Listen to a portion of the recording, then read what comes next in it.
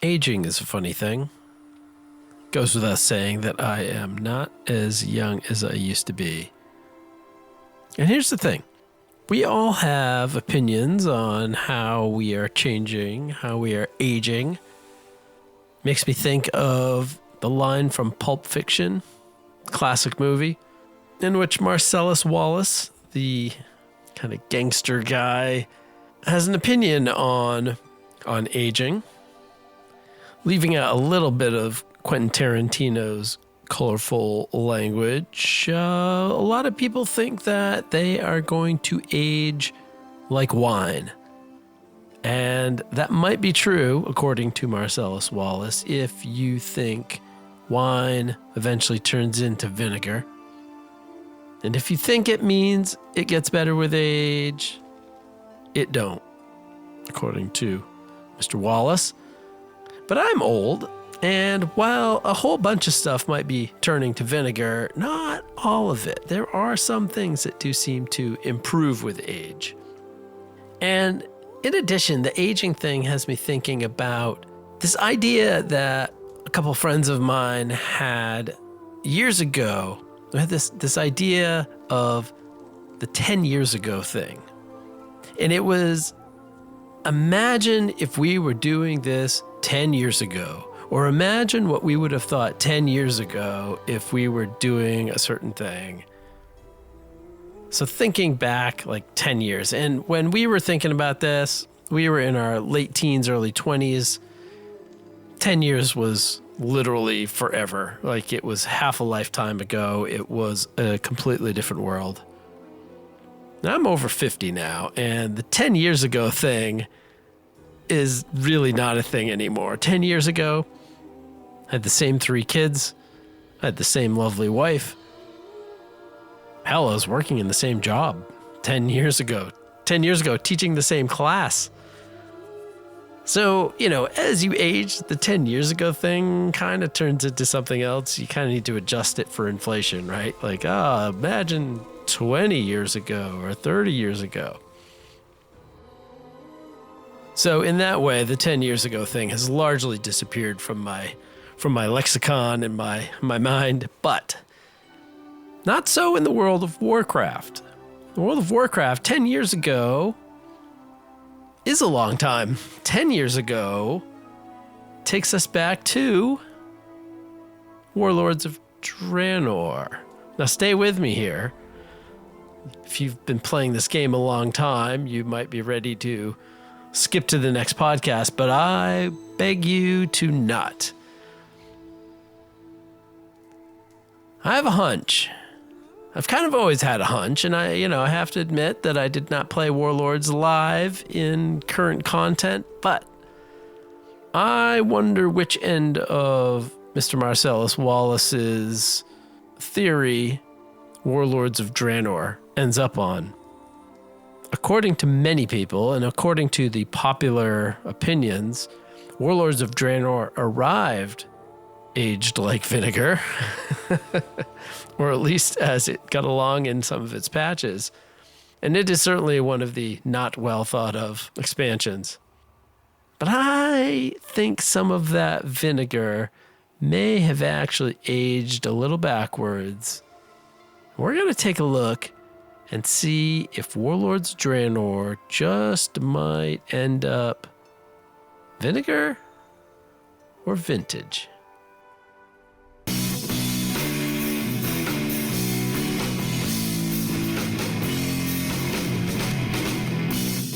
You have entered the Solo Queue, a monthly podcast about adventuring alone in the world of Warcraft. Thanks for joining me. My name is Dave Gagne.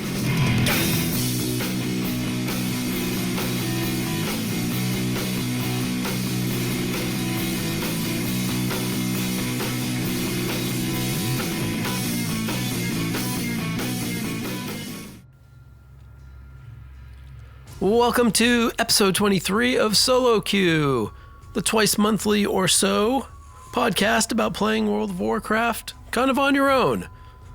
Welcome back. If you are a listener, welcome. If you are a new listener, my name is Dave, and I am going to walk you through episode 23, which is a normal format episode. I think, if you were keeping track, it probably should have shown up in March, but that's okay. The timing is what it is. Life is what it is. That's an unintended time away from the old podcast studio. Just being busy at school, being busy in life. A million little speed bumps in the tournament of Best WoW NPC, which we'll talk about a little bit later on. And we're also going to talk about 11.1.5, which is going to go live in just over a week on April 22nd. We'll talk about that in the news. And as I alluded to in the opening, we're going to take a look, kind of a long look, at Warlords of Draenor, World of Warcraft's fifth and what's the word we want?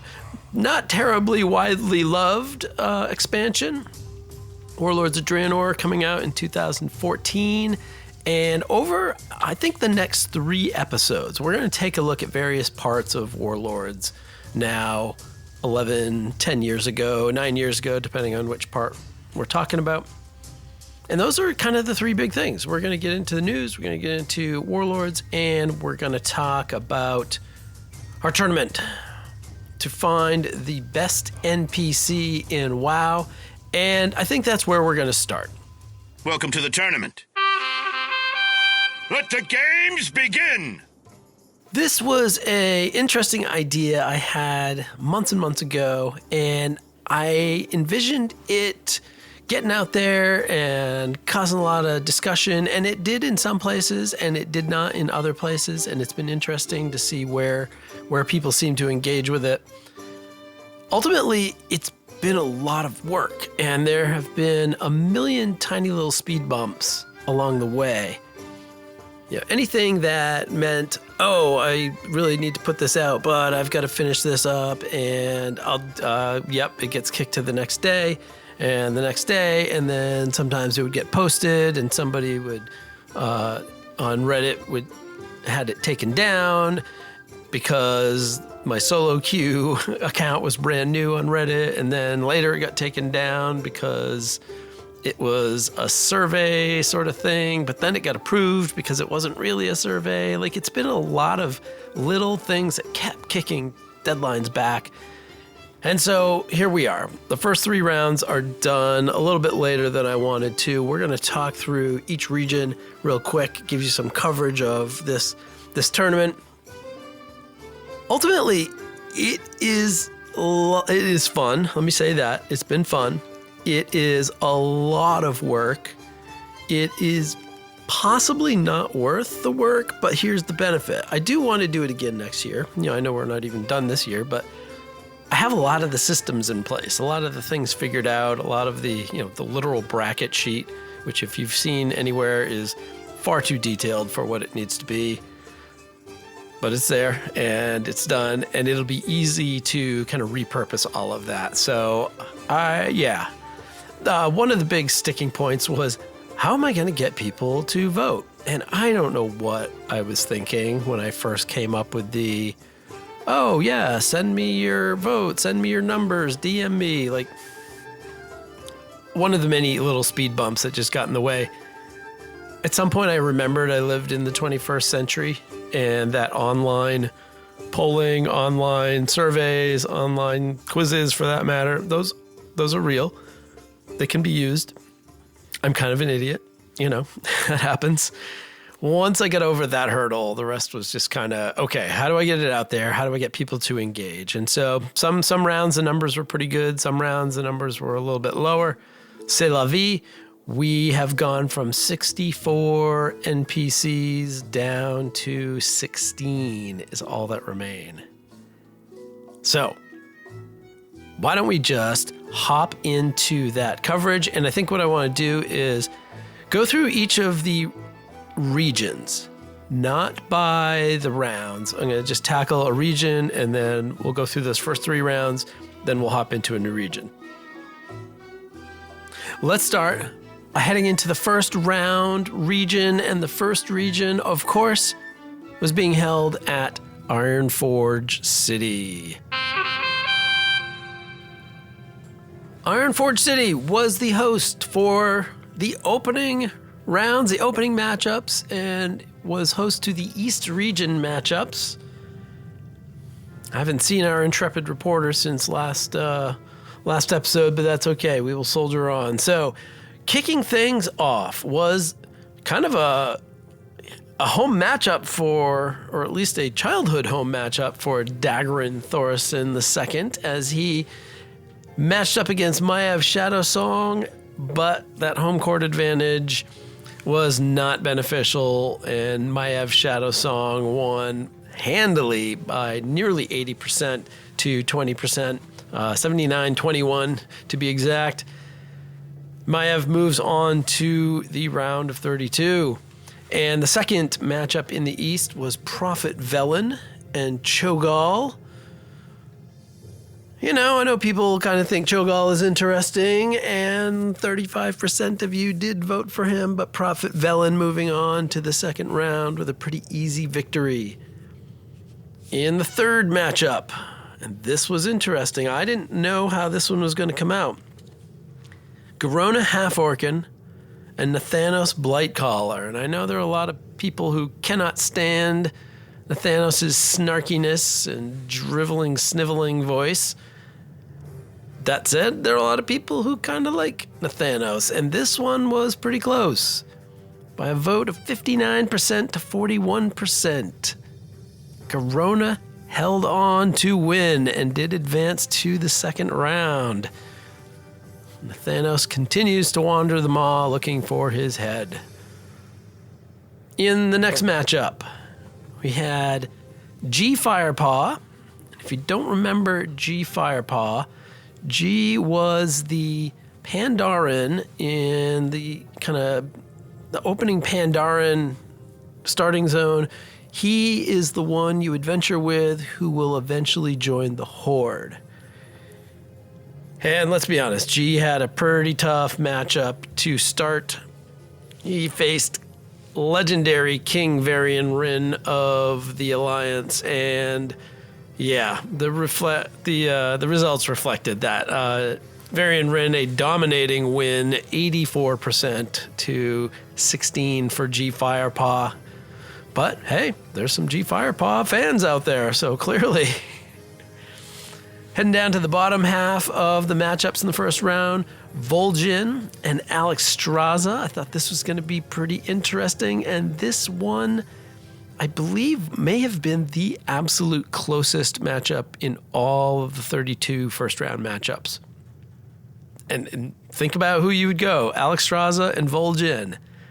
A brief war chief, certainly a leader of the Darkspear Trolls versus the aspect of life. Red Dragonflight, Alex Straza, big name in Dragonflight, the expansion. Well, by a vote of 52.5% to 47.5%, it is Vol'jin that moves on to the next round. Matchup number 5 in the East, Talia Fordragon and Illidan Stormrage. And, I love Talia as a character, but she really didn't have a chance against the wrecking ball that is Illidan Stormrage.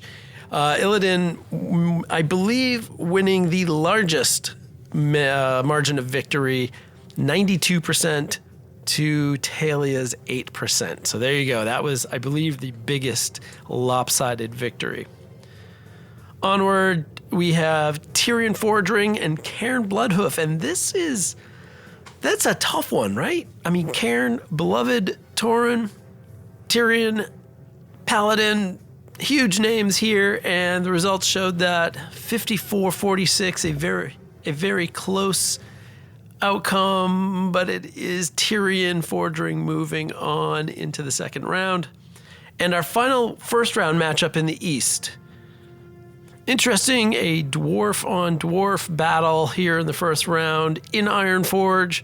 Falstad Wildhammer and Bran Bronzebeard. And as much as people are annoyed by Bran, I thought, oh man, Falstead Wildhammer has a chance. Flying those griffins around, throwing those wild hammers around. I think could be an upset. Not so. The anger at Bran, I guess, has been kind of overshadowed by the fact that he's getting people through their delves or whatever it is. But Bran had an easy 73-27% victory here to enter into that second round. Okay, on to round 2 for the East. We'll go kind of backwards up the bracket. So Bran making his second round appearance against Tyrion Fordring. Well, you know, I guess Bran's luck ran out. Maybe he stood in too many webs, but Tyrion handily defeats Bran Bronzebeard 63% to 37%. Tyrion heads into the round of 16, where he will face the winner of Vol'jin and Illidan Stormrage. And actually, you know, by a very similar 63-37 margin of victory, the end, of course, came too soon for Vol'jin yet again. Illidan moves on with a pretty handy victory here in the round of 32. Onwards, we go to King Varian Wrynn, now facing the namesake of my alliance server, Garona Half-Orcan, who, despite her viciousness, was no match for the former gladiator and now deceased king. A 73-27% victory for Varian Wrynn. Which brings us to the final East matchup in the second round. We have Maiev versus Prophet Velen. And this one, I was not sure how this was going to go. Maiev, obviously a huge name, especially Battle for Azeroth. We hear a lot from Maiev. I can hear her voice in those battle scenarios of taking the Dark Shore or whatever those were called. I totally forget what they're called. I've got that ringing in my head, and apparently that is what Prophet Velen is going to hear ringing in his head as he was narrowly defeated 53-47. So Maiev moves along, and we have a third round in the East region of 2 Night Elves and 2 humans. That first matchup, Maiev moves ahead to face ye-boy, Varian Wrynn, the ever-so-popular Alliance King. Maiev held her own. She garnered 42% of that vote, but that means Varian Wrynn is moving forward into the round of 8. With me, Alliance! And in the other East matchup, the other round of 8 member, well, I don't know. I feel like both of these are kind of juggernauts moving into this ultimate battle. But Illidan handily defeating Tyrion.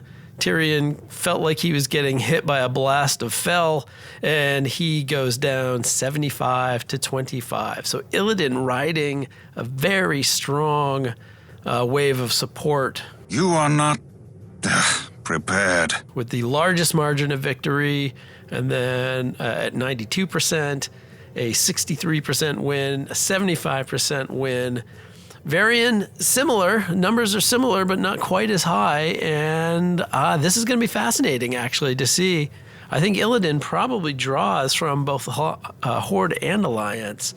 But boy, Varian is a popular figure, at least on the Alliance. And I got to think there's some pull from Horde members. Maybe not. I don't know. I guess we'll find out when we get to the next round.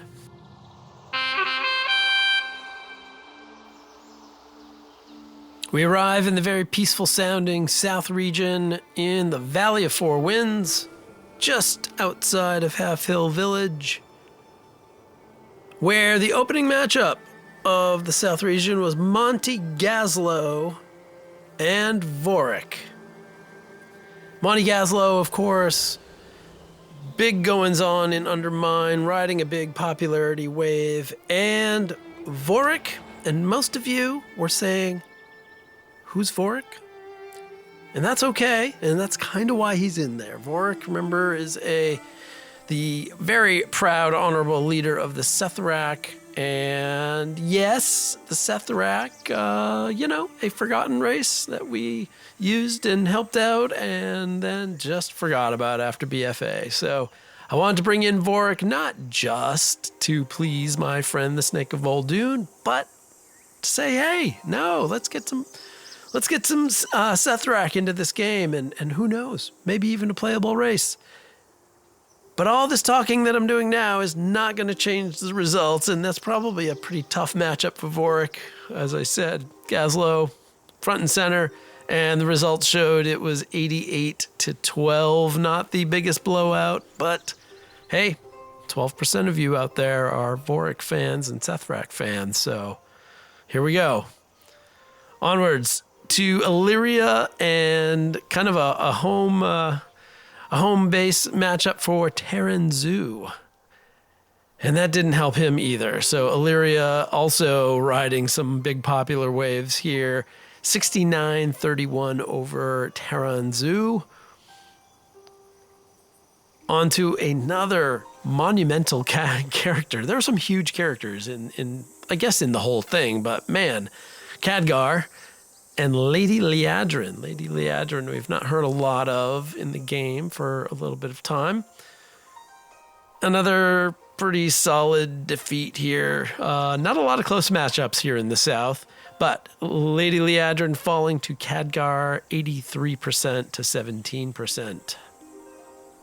Someone else more recently kind of in the spotlight, even more recently than Khadgar, Matthias Shaw versus Talanji, former princess, now Queen Talanji, and yeah, whatever Talanji's been doing, running Zuldazar and what have you, it has not been, she's not been on screen enough to garner a lot of attention, and 86% for Matthias Shaw.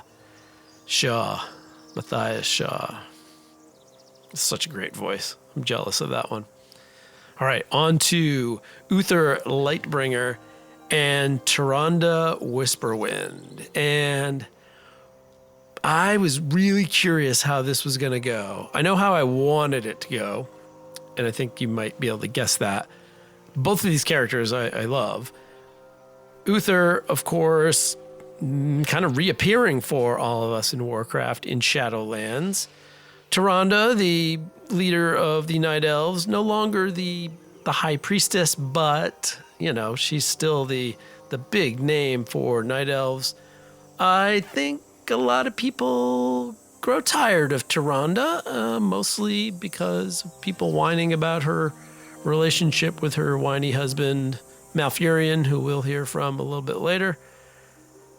Whatever the reason, it was Uther who was able to hold out a 58-42 victory here to move on to the round of 32. Next matchup, Vanessa Van Cleef and the ever-popular Rexxar, half orc, half ogre, legend of the hunt. And poor Vanessa not really able to hold her own here. 63% going to Rexxar, advancing him to the next round. On to what would be a monumental battle, I think, of big names.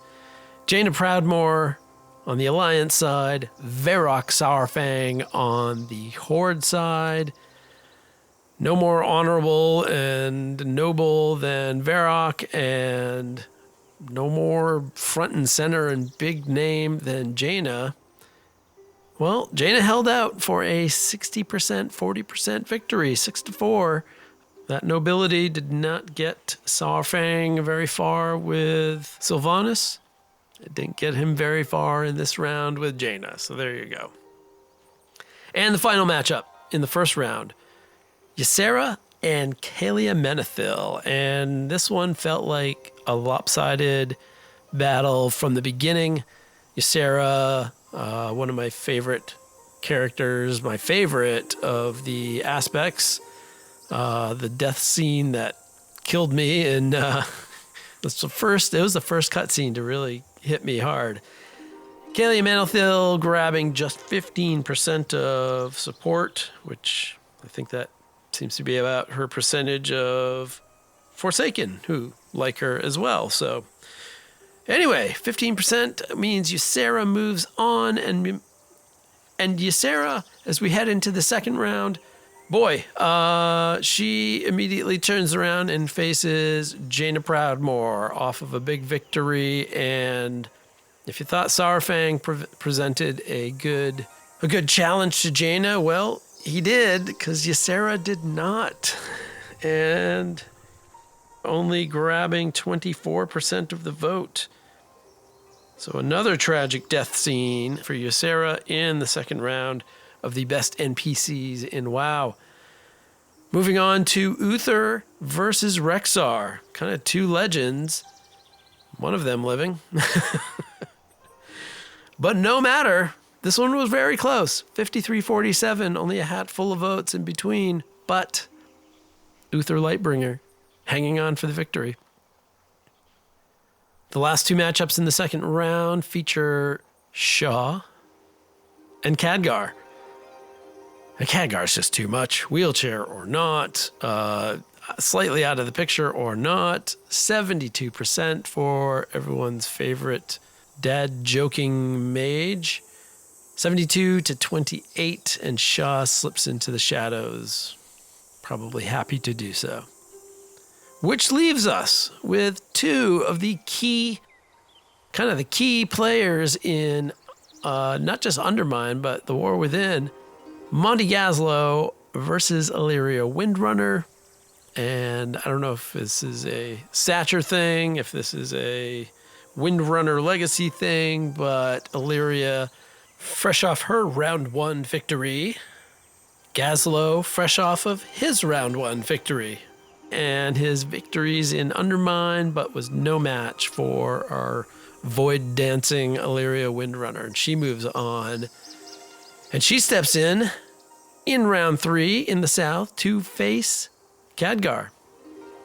Will Khadgar continue his run, or will the key featured Windrunner sister in this expansion hold him off? Find out right now. I'm going to tell you right now. There's no commercial breaks here. 65-35. It is a world of wonder. Khadgar continues to hold strong. So all you Khadgar haters out there, pretty solid through 3 rounds. 83%, 72%, 65% over Illyria, a huge character. So Khadgar makes it to the round of 8. And the second matchup in the South region, Uther and Jaina. Well, the big names are stepping forward. And Jaina Proudmoore, love her or hate her, 58% over Uther's 42%. What would you ask the daughter of the sea? Back to Bastion Uther goes, and Jaina steps forward. Yeah. So from the South region, Khadgar squaring off against Jaina. Something they would not approve of, I think, the two of them, and it's really going to be interesting to see the outcome of that. The winner, of course, will advance to the Final Four as the champion of the South region, which means we are on to the North region. We turn now to the other side of the bracket, and I now have to start reading right to left, and so we'll see how well that goes. But we find ourselves at the gates of Icecrown Citadel. Off to the side, a whole bunch of players lining up for their weekly runs of misery inside the giant castle of sadness.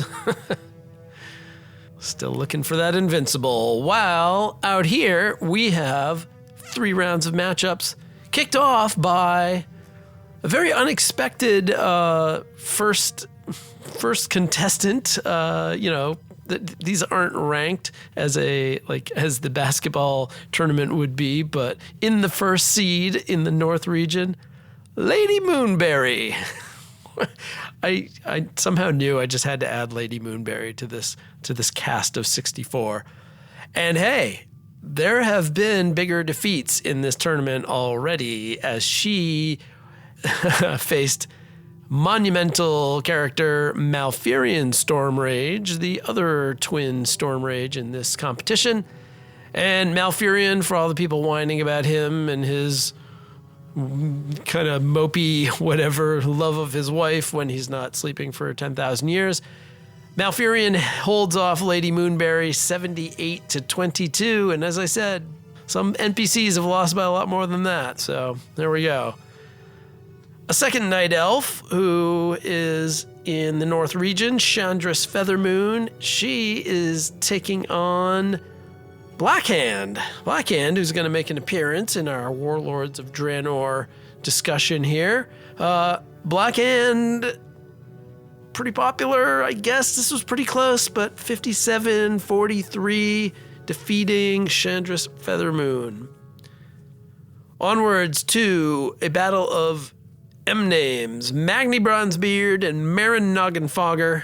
Marin Noggenfogger, famous for his elixir and... I thought maybe with Undermine and all of that versus Magni coming out of iron, diamond, whatever rock he's been for the last whatever.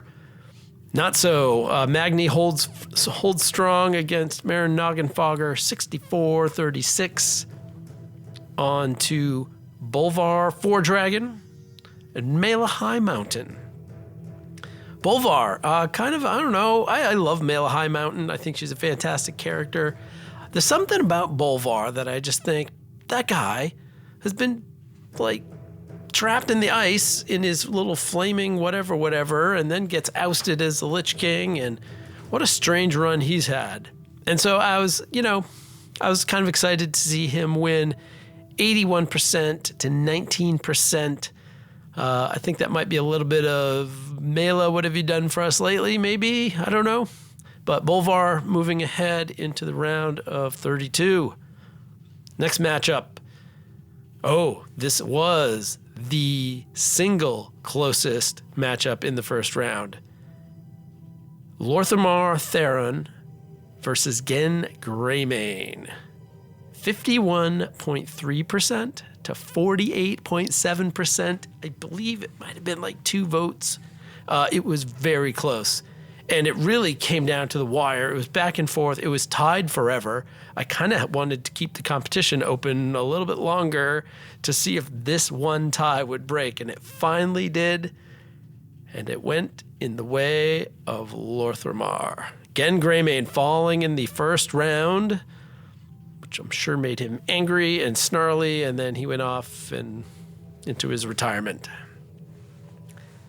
Next round matchup, 2 very big names, although, I think this is pretty easy to predict. Kalecgos, the newly anointed aspect of the Blue Dragonflight, versus Sylvanas, Windrunner.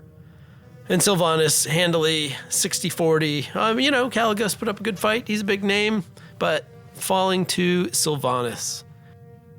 In our second to last matchup in the first round, we have Wrathion, not the aspect of the Black Dragonflight, but probably its biggest young star, rising star in the Black Dragonflight, versus Asa Cloudsinger. And Asa Cloudsinger, if we head back to Pandaria, was the young Pandaren who would turn to the Alliance at the end of the starting zone. And I guess it just doesn't matter which side you went on as a Pandaren. Asa Cloudsinger managed to gather 15% of the vote, while G managed 16%, which means Wrathion got 85% of the vote and handily defeats Asa Cloudsinger, and Wrathion moves on to the round of 32. Which brings us to our final matchup here in the north, the icy cold of Northrend, Thalrisra and Yrel. Lots of Y's, lots of R's, lots of L's. Thalrisra and Yrel. Thalrisra able to hang on and win 61% to 39%. but that would be a pretty short-lived victory as she would face Wrathion. And this one was close. 66-44, Wrathion hangs on, and he moves on to the round of 16. That brings us to Sylvanas versus Lor'thramar Theron, and Lor'thramar's tight victory in round 1 was not to be repeated.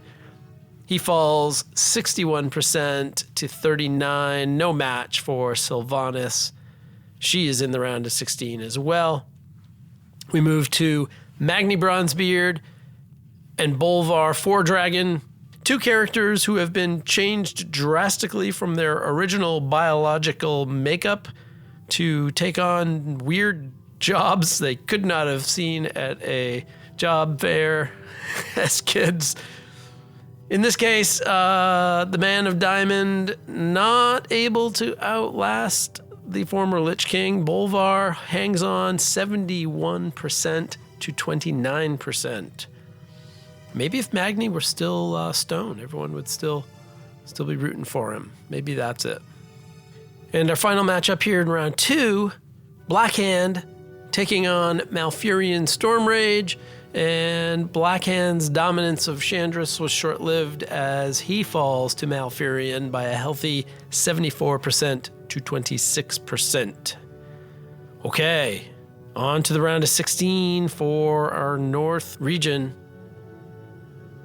Malfurion riding 270+% victories against Bolvar, who is riding an 80% and a 70%. But this one is over pretty quickly as soon as votes started coming in. Nature stands with you. Malfurion, 80% over Bolvar Foredragon, and we now have 2 Storm Rages into the round of 8. And to cap off the North region for this episode, we have Sylvanas taking on the ever popular Wrathion. And did you expect anything different? Death bends to my will. Sylvanas is going to be the only Windrunner sister in the round of 8. She defeats Wrathion 65-35. So there you have it. The matchup in the north here will be Sylvanas, who has already died here in Ice Crown, versus Malfurion, who I'm not sure. Has Malfurion ever been to Northrend? Is that just when he was sleeping? Stay tuned. And that means we're on to the final region for the first 3 rounds, and that is Mulgore and the West region. We settle into the area just outside the portal to the Darkmoon Fair. Big blue sky in one direction, very tall mesas of Thunder Bluff to the north of us. It's time to tackle the West region, and the West region's round 1 matchups kick off with Tess Greymane, daughter of Gen Greymane, now Queen of the Worgen, facing Cordana Felsong, who I saw traipsing around in Warlords of Draenor very recently as I was playing through there. And this one was close, but Tess, having taken the top title in Wolftown, she's actually victorious, where Gen was not. So 56-44, Tess winning her first round matchup and moving on. That takes us to what ended up being a bit of a lopsided matchup. Agra, the wife of Thrall, and a powerful shaman in her own right when she's not lifting the spirits of Thrall. She was paired up against Gelbin Mekatork, of course, the High Tinker of Nomergon, and the High Tinker, I don't know if he rigged the election in some way, but managed to walk off with a 70-30 victory, which I think tells us that Agra needs more screen time. We need to put her bigger in the story. Just saying. All right, on to another gnome, sort of, two short-statured friends, Chromie versus Lily Stormstout. And I was kind of hoping, I don't know, this would have been an upset, but I was cheering for Lily Stormstout. I like Chromie, but I thought, wouldn't that be kind of neat? And so, yeah, I guess our third Pandaren, no luck. Fourth, because Terra and Zoo. So fourth Pandaren, and none of them get out of the first round. Lily falling to Chromie. My goodness. Do I even have it written down here? I don't think I do. Okay. I totally have forgotten Chromie's first name, her real name, her dragon name. You're just embarrassing yourself. You're doing it wrong. Anyway, moving on. 73-21, Chromie with a handy victory there. On to Turalyon and Lillian Voss. And Turalyon, Master of the Light, Paladin, Time Traveler Extraordinaire.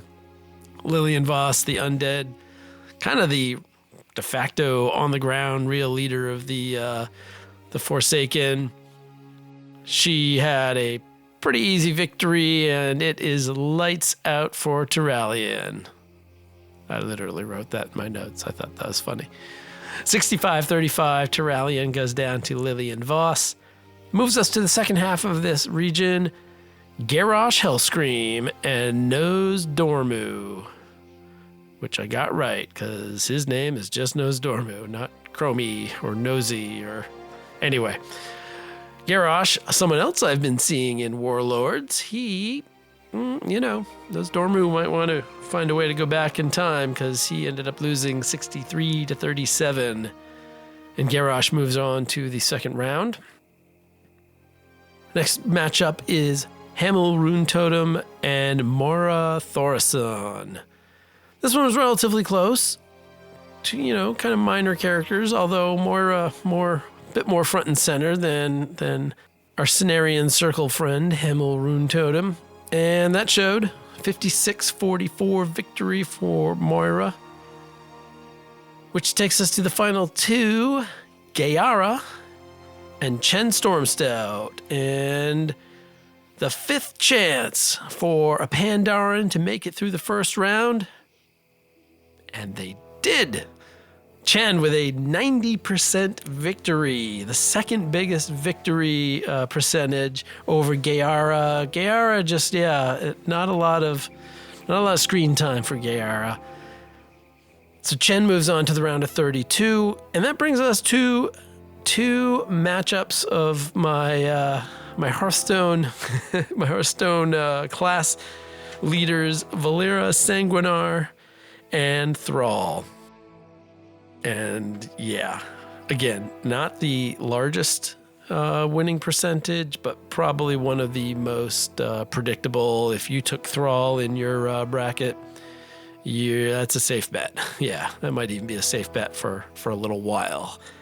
Anyway, Thrall, 78% over Valera's 22%.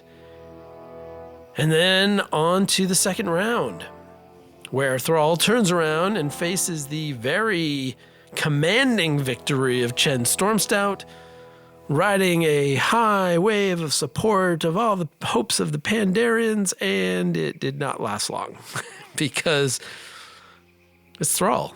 I mean, come on. Thrall, a 77% victory to Chen Stormstout's 23%, so the Pandaren victory was short-lived. That takes us to Moira Thorson taking on Garrosh Hellscream, and this one was not even close. Garrosh, 71%.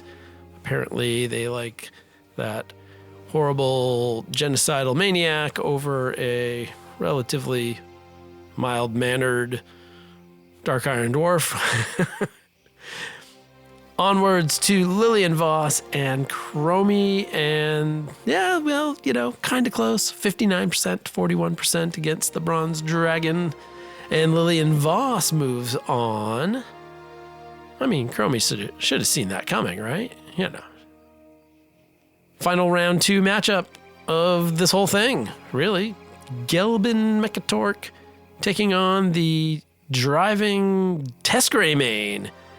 And wouldn't you know it, high tinker or not, there was not a lot of support there. Test Greymane, 79% over Gelbin Mechatork. And so Test Greymane, 2 victories to Gen's 0. And that brings us to the final 2 matchups in round 2 in the West region, where we have Tess taking on Lillian Voss. And this was relatively close, 58-42. The run went a little longer than I anticipated, but I live my life in the shadows. Lillian Voss able to hold off Tess Greymane, and Lillian Voss has moved on to the round of 8, which brings us to the final matchup. And this one is, I could be wrong. You lore people can email me or reach out and tell me. This is the 3rd matchup of Garrosh Hellscream and Thrall. How would it go? Both of them riding some pretty large victories. But sometimes, 3rd time's a charm. For the Horde. Not always. Garrosh now a 3-time loser to Thrall. Is that now correct? I don't want to make Garrosh angry and have him come after me, but 69% for Thrall, only 31% for this battle of former war chiefs. Thrall moves on and claims that final spot in the round of 8. Thrall, of course, will now square off against Lillian Voss. And yeah, those final matchups are in the books. So the first 3 rounds are over. The final 3 rounds, of course, are not going to take nearly as many. We have 1, 2, 3, 4, 5, 6, 7 more matchups to go total. So the round of 8 will feature Varian Rin facing Illidan Stormrage to be the East champion, Khadgar squaring off against Jaina Proudmoore to be the South region champion, Malfurion Stormrage, 2 Stormrages, against Sylvanas in that could be an epic battle, and in the West, of course, Lillian Voss and Thrall. So Thrall, Sylvanas, Varian, Illidan, Malfurion, Jaina, Khadgar, and Lillian Voss. Lillian Voss, maybe a little further than you might have expected, but into that round of 8. After this episode airs, I will put out the brackets in all the places. I have to say, Reddit was the place that really got things going. So check the WoW subreddit and all the social medias to see the updated bracket, and then get in there and vote. Get in there, get your votes in onto the, this will just be one single poll to click, so maybe that'll make it a little easier for each of you. Only 4 contests in this poll, and then we'll move on to the final 4. Pretty exciting stuff in this WoW Best NPC Tournament of 64, presented by Solo Q Podcast. Maybe we'll get a big name sponsor next year. I don't know, like Goodyear, or I don't know, we could use tires, I guess, right? But keep your eyes peeled, and you get to pick your favorite. And if you've got an NPC that did not make it into the bracketing at all, I want to hear those names. I might even do a little fun mini tournament of whoever didn't even get an invite. Now, all that, I think we are now, the sports are done. Now let's get to the news. You bring news? What news from the mainland? Have you any news?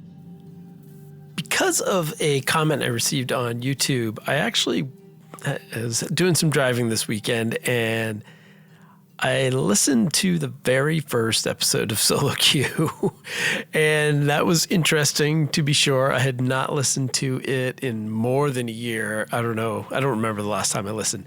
But the news segment had that little jingly sound to it, and I don't know when I last used it. I totally forgot about it, and I thought, well, what the heck? We're going to add it back in here for episode 23, so I don't know, if you missed the jingly sound, it's back for the news. And the news is going to be pretty brief today. We're going to kick off the news just mentioning Season of Discovery Phase 8. It has already launched, and I only mention it because it sounds kind of interesting. There's a neat thing going on.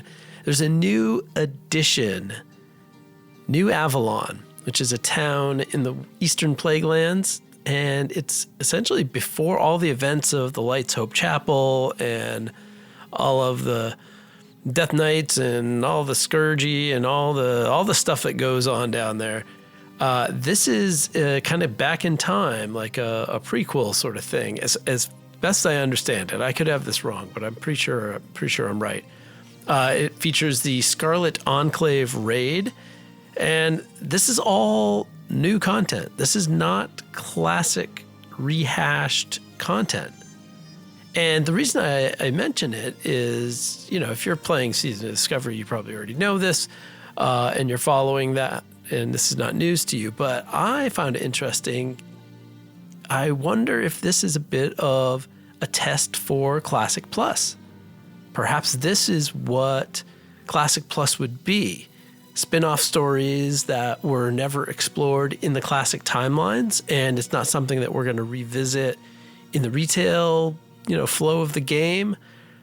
That might be it. That might be how you crack the Classic Plus nut of going off in different directions, telling more stories on that timeline that either are hinted at or that are just completely new and take us in some new directions, but in that time scale, in that time frame, whatever it is. I suppose you could pick any of these time frames, any of these expansions, and kind of add in at that moment in the game.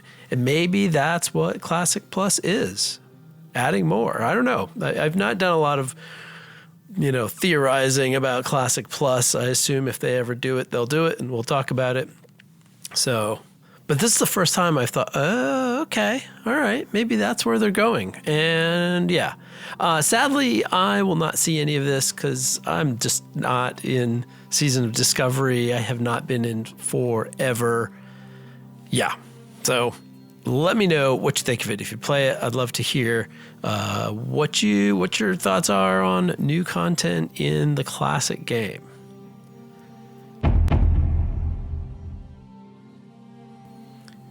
This next item in the news, I almost didn't include. I almost didn't mention it because I'm really not an expert on this, and that is the Sparks system.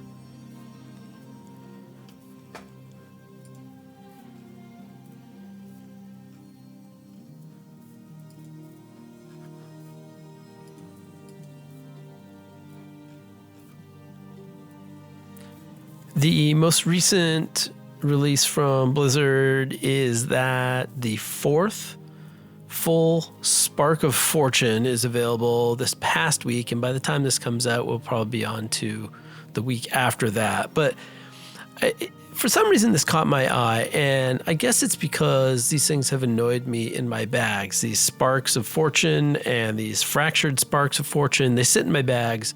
They say something about crafting some gear or whatever, and I got to tell you, I used to really like Professions, and with the Professions revamp in Dragonflight and maybe even Shadowlands, I haven't done Professions in a while other than Gathering.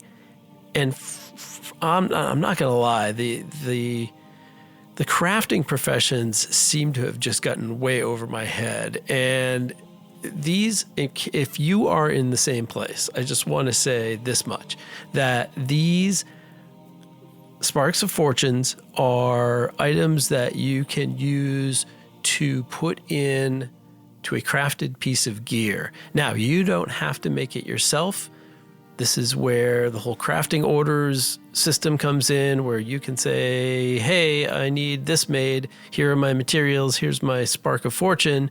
And a crafter is going to check out the crafting orders and make that for you at whatever cost.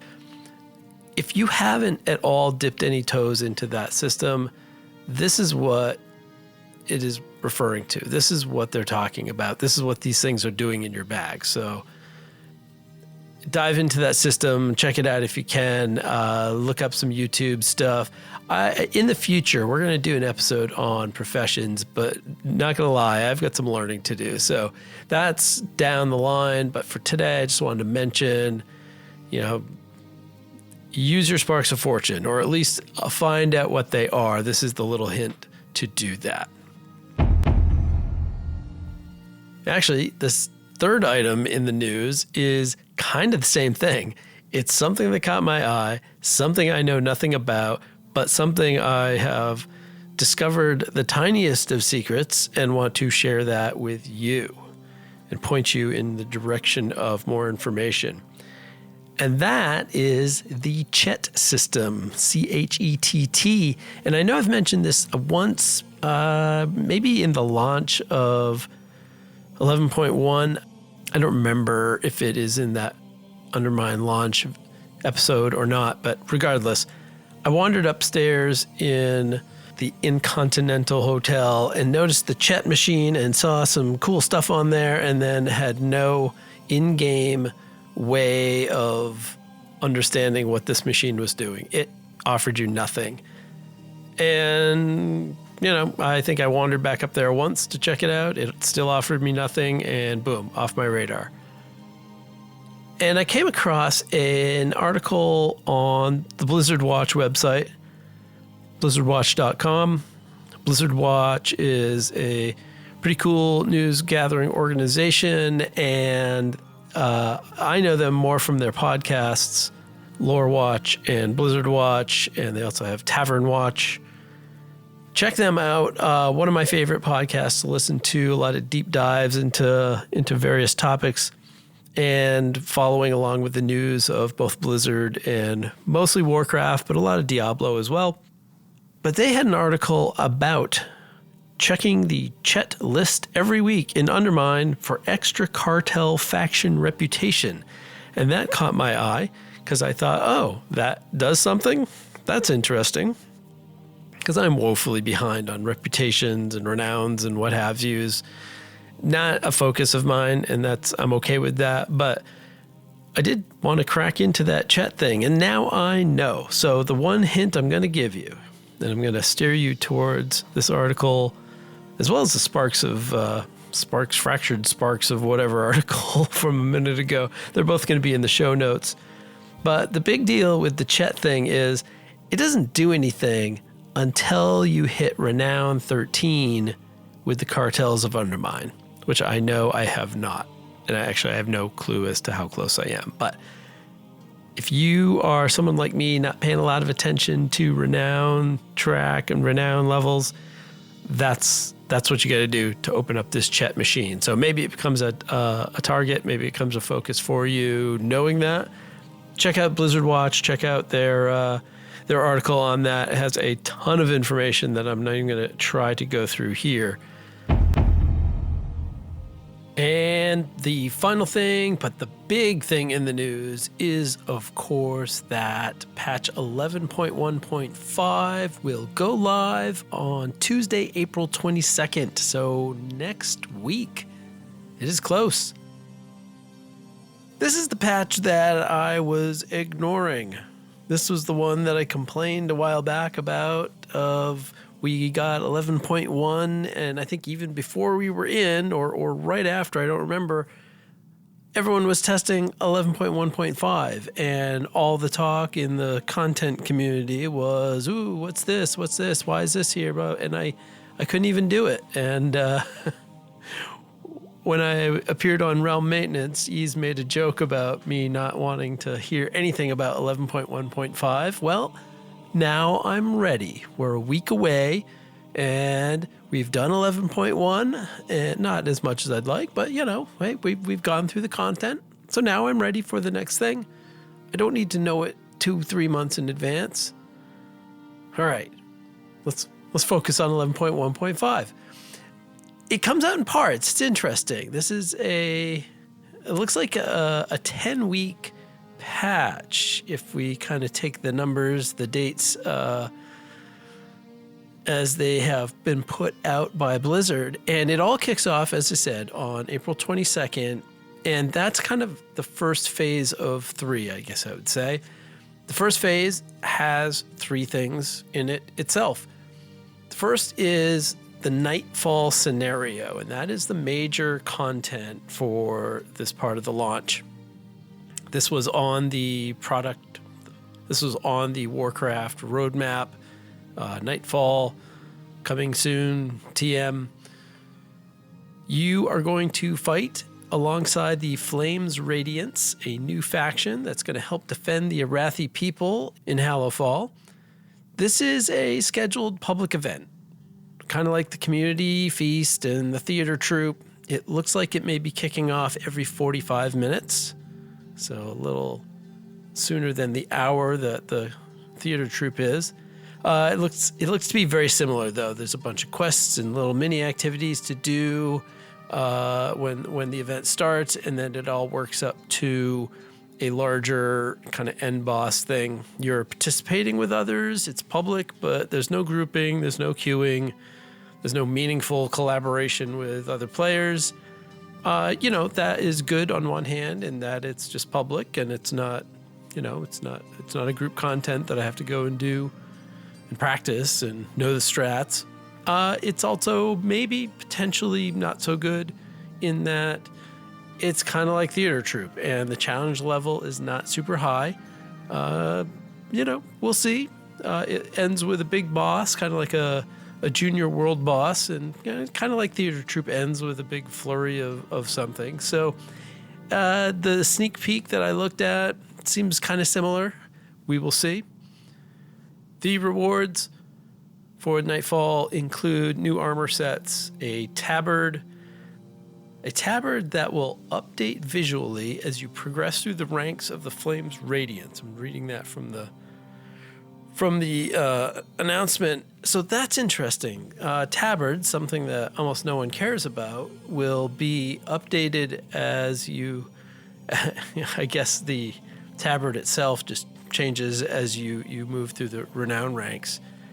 Also, there'll be weapons, new color variation for the Delver's dirigible, and also some buffs that will help you kind of add some player power to you while you are in the Hallowfall and Ashkahet zones. So things to grab, things to look forward to from Nightfall. The second big change in the game on April 22nd is the commencement of the Winds of Mysterious Fortune experience buff for all characters between levels 10 and 79. So from launch until May 22nd, so just about a month, all players will have a 20% experience buff and 2 renown buffs. So you get plus 200% major faction renown in Dragonflight zones, and in the War Within zones you get plus 100% renown buff. That does not include Undermine because it's the most recent content, but all of the launch factions, all the other major factions in the War Within, you're going to get 100% renown. So that is good. I'm looking forward to that. I'm far behind on a lot of renown, so I think that will help me for catching up.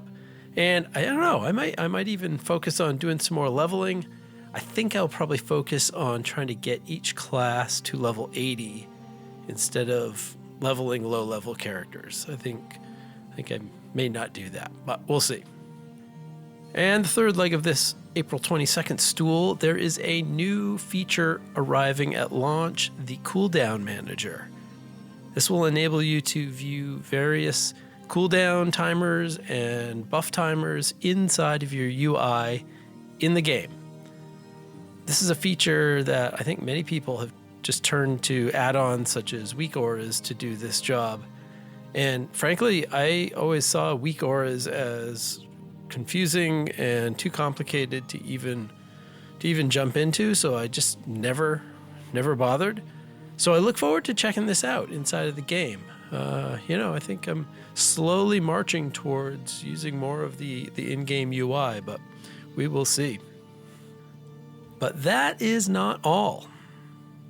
That's the April 22nd 3 items. This patch rolls out different chunks over the course of 6 weeks, and on May 22nd, we are going to see the return of Horrific Visions. This was the solo or group scenarios from Battle for Azeroth that featured corrupted versions of Stormwind and Orgrimmar. And I'm looking forward to these. I remember when it was live, I only had a chance to do them a couple of times, and I wanted to do more. And honestly, I thought they were still in the game. I just sort of assumed I could go back and do them somewhere. But maybe that's not true. I think I've been under that assumption now for a couple of years. It's been a while since BFA. I'm not sure why they're returning. This is interesting to me. Is this part of the story? Or somehow this reused content, is it somehow, is N'Zoth coming back? Is this just going to be part of it? Or is this kind of just a blatant recycling of content just to kind of fill some time, which I don't necessarily have a problem with. Just seems very specific. So I'm not sure. I'm looking forward to finding out the answer to that. I'm a little worried that it's just a thing to do, but we'll see. There are some differences from the first time around. I believe the gear, I believe the rewards are going to be different. More importantly, this time you are able to invite a Construct of Soradormi companion to join you. Whether you're running it alone or in a group. It seems like this is the AI tech that we see in Bran, in Delves, or in follower dungeons, and maybe #follower raids in 11.2 in July, he says, parenthetically. It seems like this is that AI tech getting repurposed here, so that should be interesting. I think I'm looking forward to that. But, that's May 20th, so more information when we get closer. And speaking of things that are not close, the third part of this, the last item to roll out, are the Dastardly Duos, which have gotten a lot of press. This event has been getting kind of a lot of attention, a lot of hype. It's a 6-week event with various cosmetics and toys up for grabs. You will be fighting animatronic versions of some classic bosses from WoW history. So this is the launch event, maybe? In week 1, we are introduced to 4 of the bosses, and over the course of the event, the 6-week event, there will be a total of 10. And each time you jump in, you're going to be fighting 2 of those bosses, potentially even more. And that sounds menacing. It looks like this is queued grouped content. It didn't say solo anywhere. It didn't give any hints of solo. It didn't give the hint of queuing for solo and bringing in AI. So we'll see again as we get closer. Maybe we'll get more information and hopefully some word on being able to play that alone. What was interesting to me is 6 weeks of Dastardly Duos launching on June 3rd takes us to July 15th. So can we assume that is the tentative date for patch 11.2? Or maybe it's July 22nd. Sometimes they like that extra week afterwards. There's no word on that, and to that I say thank goodness, because I don't want to be badgered by the next spoilers for 11.2 while I'm trying to get into 11.1. And that is the news for this episode. Now it's time to start jumping into the game, and really quickly into our main topic for the month.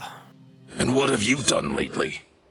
He never asks with a nice, polite tone. It's always just rude, demanding, what have I done lately? As if I owe him something.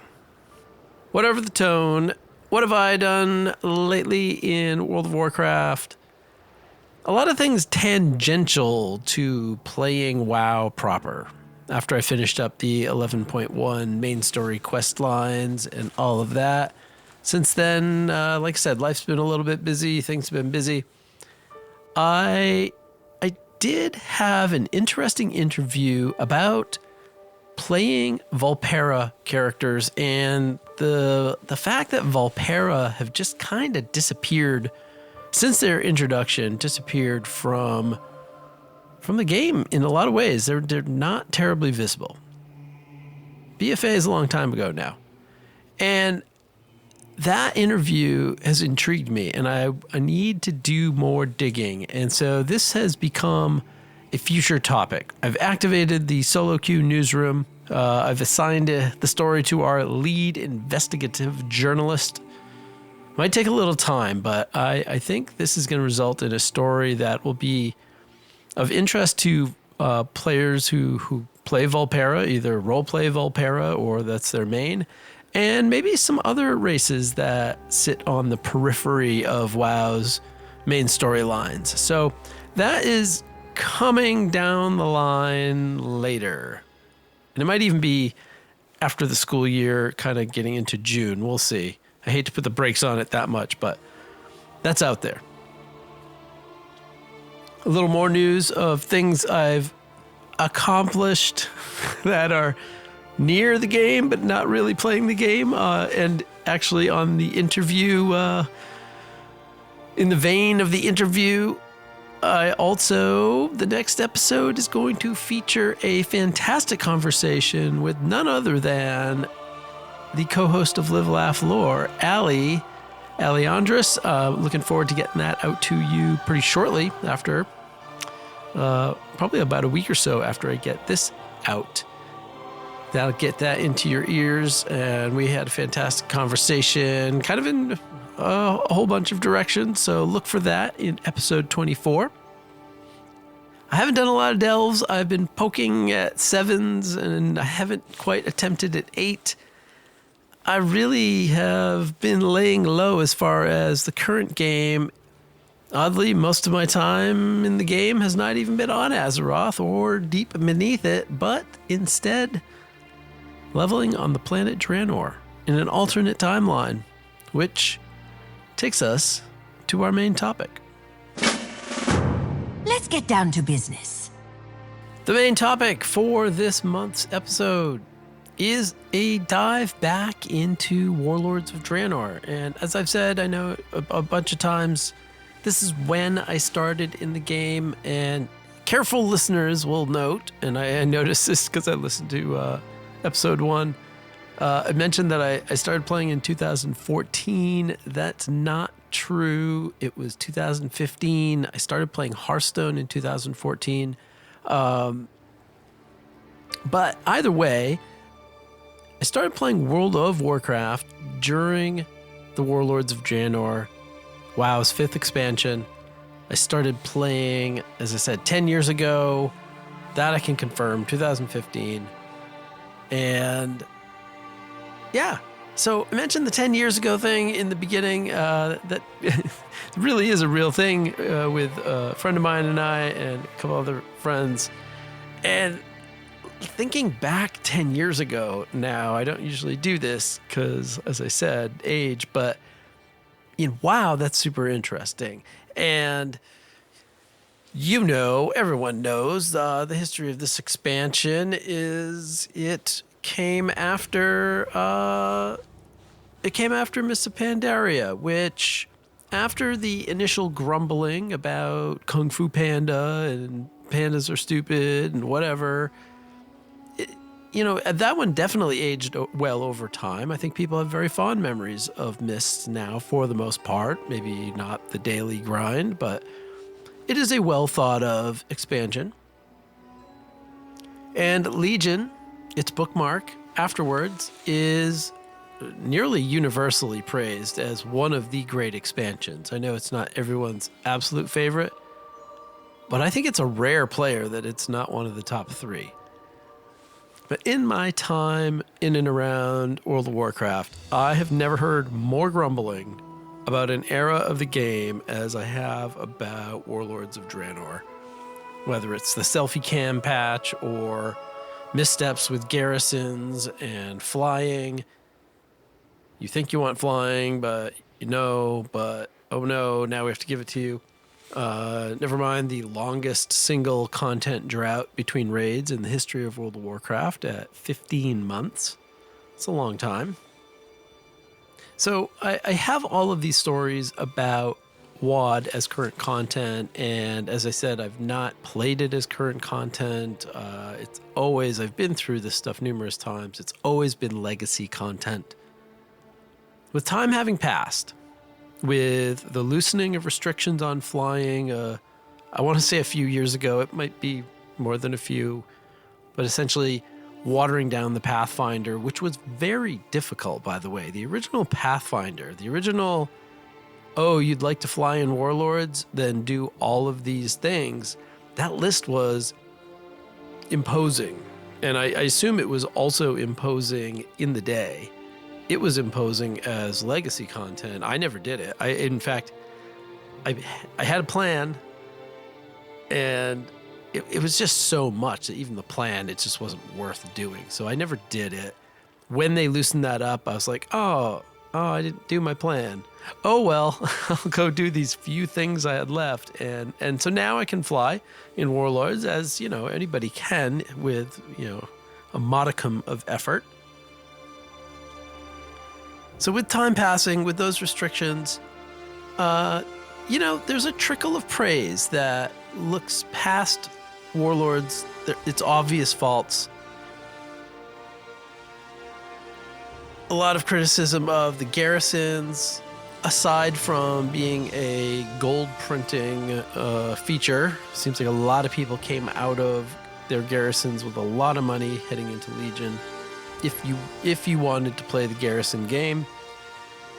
And some people did, but it feels like they are learning the lessons of garrisons with our impending player housing feature.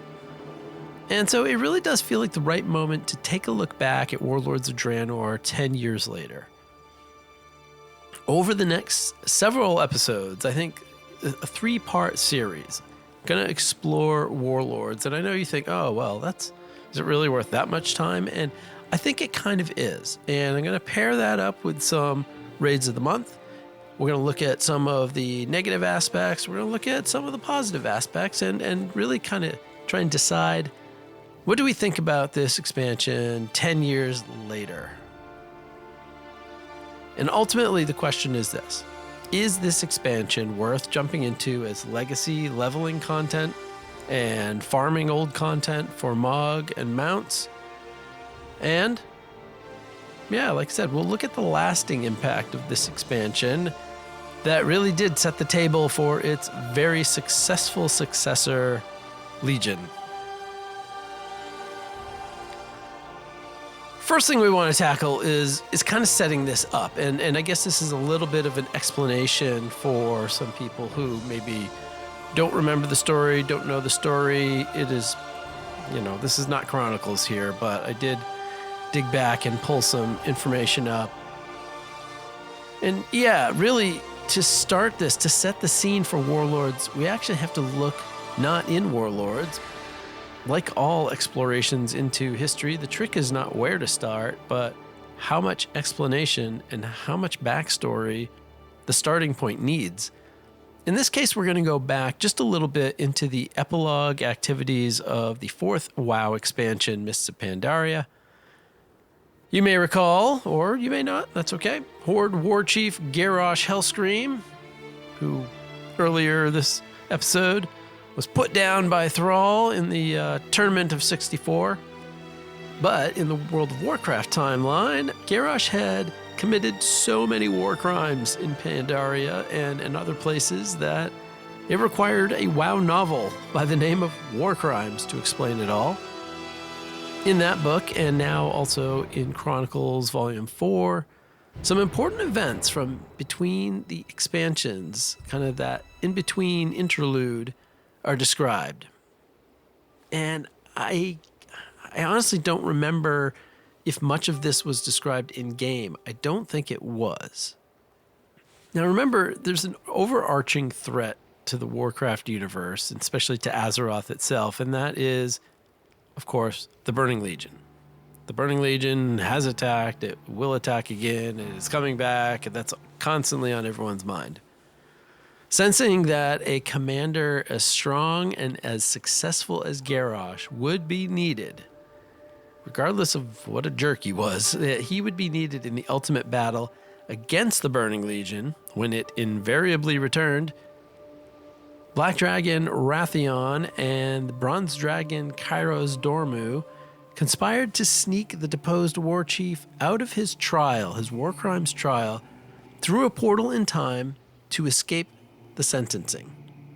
In fact, he didn't even really have a trial. His guilt was just said to be automatically guilty. Everyone agreed he was terrible, and really the only thing was the sentencing. What would be the punishment? Leaders of both Alliance and Horde swore to hunt him down and bring him to justice, which to many of them meant death. They wanted that death sentence for all of the harm he had caused, for all of the damage he had done to Pandaria and to many people everywhere. But Garrosh had not merely been taken back in time. Kairos Dormu had jumped them to an alternate timeline altogether, one in which Garrosh could never exist because his mother had already died. And he wasn't born yet, so there you go. There, or then, or I guess both, Garrosh actually liked Kairos Dormu's plan of combining with the original orcs to raise an army. Sadly, at least for Kairos, the next thing he did, Garrosh, he killed Kairos because Garrosh served under no one. Certainly not a dragon.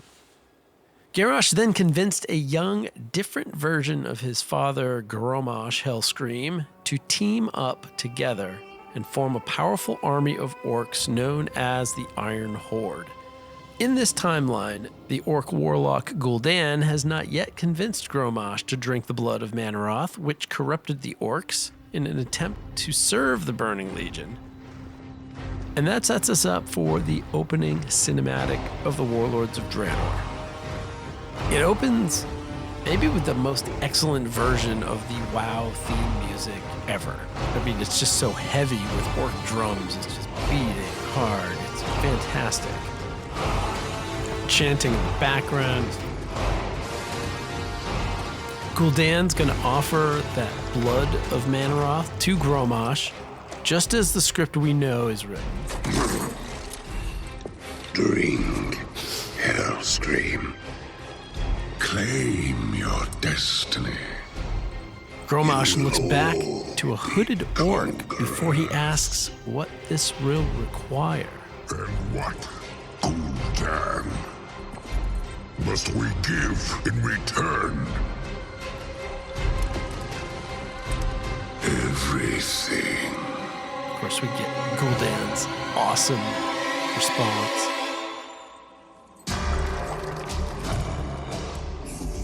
Yeah, so good.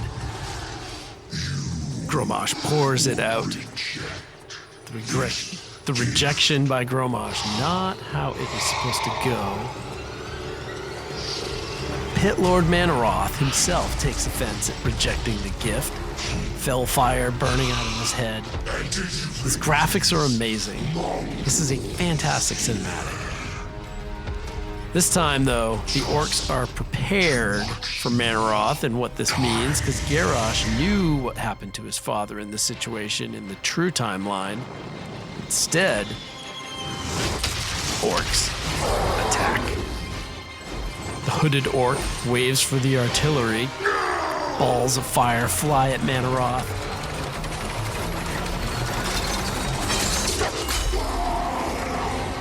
But this crazy Iron Horde blow-up weapon isn't working correctly, and Gromosh runs over and is going to set it off himself. He's going to lift this heavy thing, set this giant thing in motion.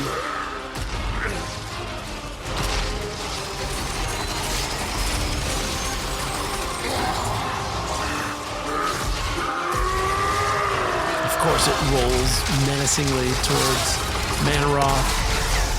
Then in the explosion, he places the axe into Manaroth's head.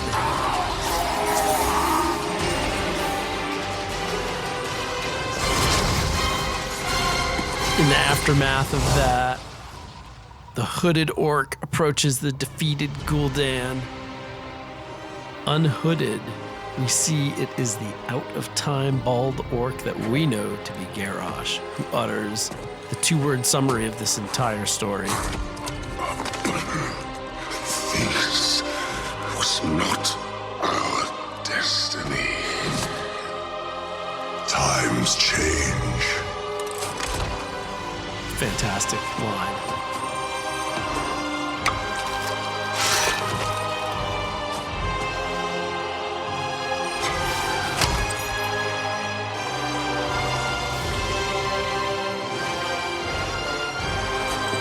We will never be slaves!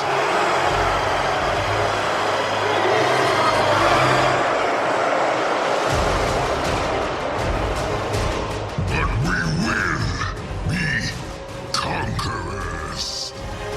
The final shot pans back to a giant unfinished portal into Man Jungle. Frankly, it kind of looks like a second Death Star in the Return of the Jedi. And like it, ready or not, it will be the catalyst for the story.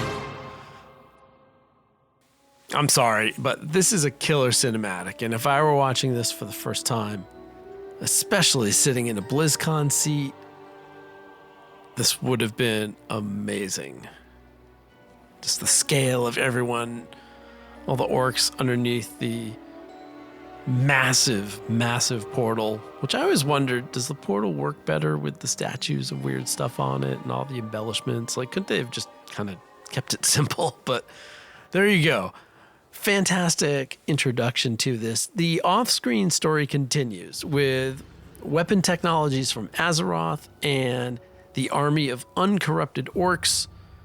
The not quite related father and son Hellscreams built that dark portal that we see to return to Azeroth to conquer all who would not join their Iron Horde, and then, of course, eventually be in place to defeat the Burning Legion. And when the activity around the other end of the portal in the Blasted Lands was discovered, leaders of the Alliance took notice, and this is how the expansion starts. As you, the player character, are drafted into action, you perform a few quests to clear Garrosh's forces from around the portal before jumping into the portal with Thrall, Khadgar, Marad, Cordana Fellsong, and Lady Liadrin. And so I'll mention that as I jumped in here, I entered with a level 21 goblin. Level 21 because I ran her through the goblin starting zone for the earlier episode about bookending Gallywix and talking about where he came from. Checking out that story. And as I mentioned, just doing the starting zone. That is it. 21 levels. So goblin, hey, goblin, old race, starts at level 1. Yeah, just with the wonkiness and the math of leveling these days. She started at level 21, Shadow Priest. I level 67. She was wearing a full set of heirlooms, which means, the rested XP is consumed 60% less quickly and some other, in-game benefits. As I went through, I don't normally do this, but I freely replaced the heirlooms as I got new gear because I was more concerned about eye level. I did not really care about leveling speed. I was not maxing out leveling. and that's going to be important when we get kind of to the end of this.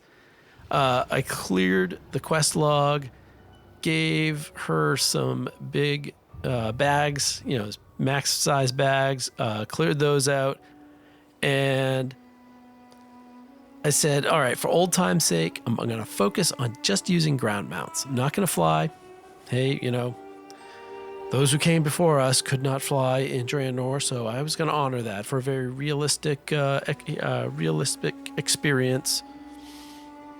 And hopped in. And I think, right off the bat, the intro quest line for Warlords of Draenor, and I know many people have done this, I think it's one of the best in the game. I don't remember every single intro quest line to all 10 expansions, but this one's darn good. It kind of reminds me, and I'm going to use that dirty word. It kind of reminds me of Shadowlands in that I enjoyed the Shadowlands questing into the Maw, running through the Maw, and I think maybe part of it is I enjoy that single player marching through a story sort of quest line. You're kind of running on rails a little bit. I don't mind that. Now, okay, end the comparison to Shadowlands. Let's put that away so that you'll keep listening again. This one is really good. It just is. You grab the portal in once you do Chromie time or you grab the War Chief's board or whatever it is, you're going to go to the portal in Orgrimmar's portal room. There's a mage there that is going to port you over to the Blasted Lands. And on the Horde side, that sends you over to the Shattered Landing, what's called the Shattered Landing on the shores of the Blasted Lands. I don't remember where the Alliance sends you, and I feel like the Alliance has a few quests to do, but maybe not. Anyway, from the Horde camp, you need to get over to Khadgar, who is in the thick of, everything. And so I hopped on my ground mount, and then I realized it was really a long way to go over the mountains, so I cheated already. I hopped on my flying mount. I flew over the mountains to get into the portal area more quickly, and then said, well, I can fly here. It's Azeroth. As I was flying, I saw one thing that was just really neat. This game just says funny things every now and then. At first, what I thought were random ships off the shore, and I realized this was the Horde invasion landing here to drop people off and start clearing the Iron Horde. So they were there as members of the, quote, true Horde. They are landing at what is called Shattered Landing. They're fighting the Iron March, which are the Iron Horde's troops. And as I was flying around, I got close to one of the Horde airships, and I was like, oh, there's one character on that ship, and only one. So I flew closer, and I realized it was a goblin, and I'm like, what's that goblin doing? And I realized it was sitting at like a stationary bike. It looked like it was riding a stationary bike, and I'm thinking, is that what's powering this airship? There's no one else on it. It's very strange. It felt very arbitrary. So that made me smile.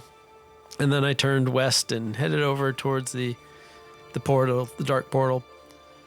And you sat down, and this time there were no other quests.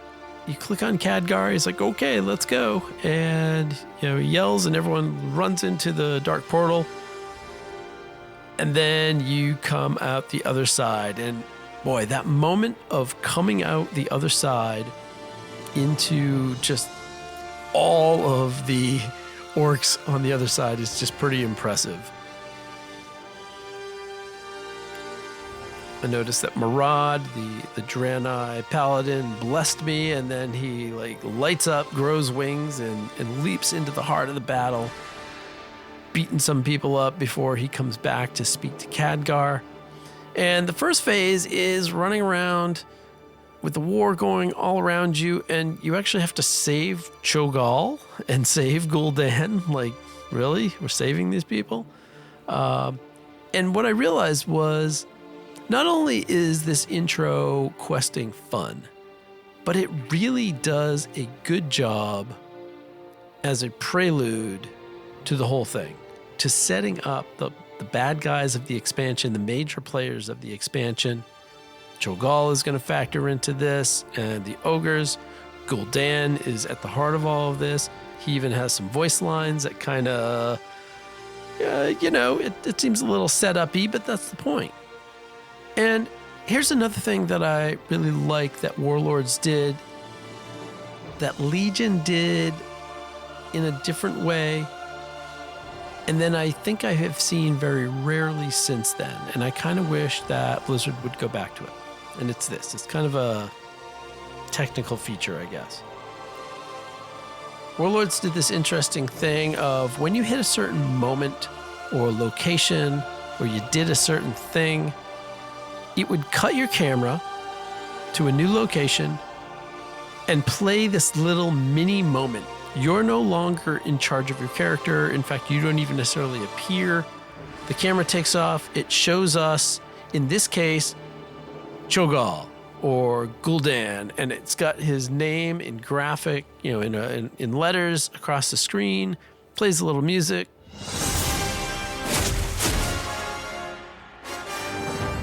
Like that. And it's this really neat way of pausing and giving you information in the game that is not immersion breaking. And yeah, it takes away from your character for a second. It's a pause, but it's really good. And you see this later with the garrisons where, hey, I just built my new building or upgraded my town hall or whatever it is. And it has that, again, that sound, that graphic, just a little punctuation moment. I remember that happened, I'm pretty sure it happened almost in the same way in Legion when you finally got your artifact weapon. At that moment, usually you finish that artifact weapon quest line and hey, you finally put your hands on Ashbringer and it plays that sound again. And it's good punctuation. Here in the intro, it's used slightly differently in that Gul'dan essentially gives you your next task without utilizing the normal quest system. And I wonder if this is something that could be used more often. Again, I feel like I haven't seen it much since, maybe once or twice since Legion, but maybe even not.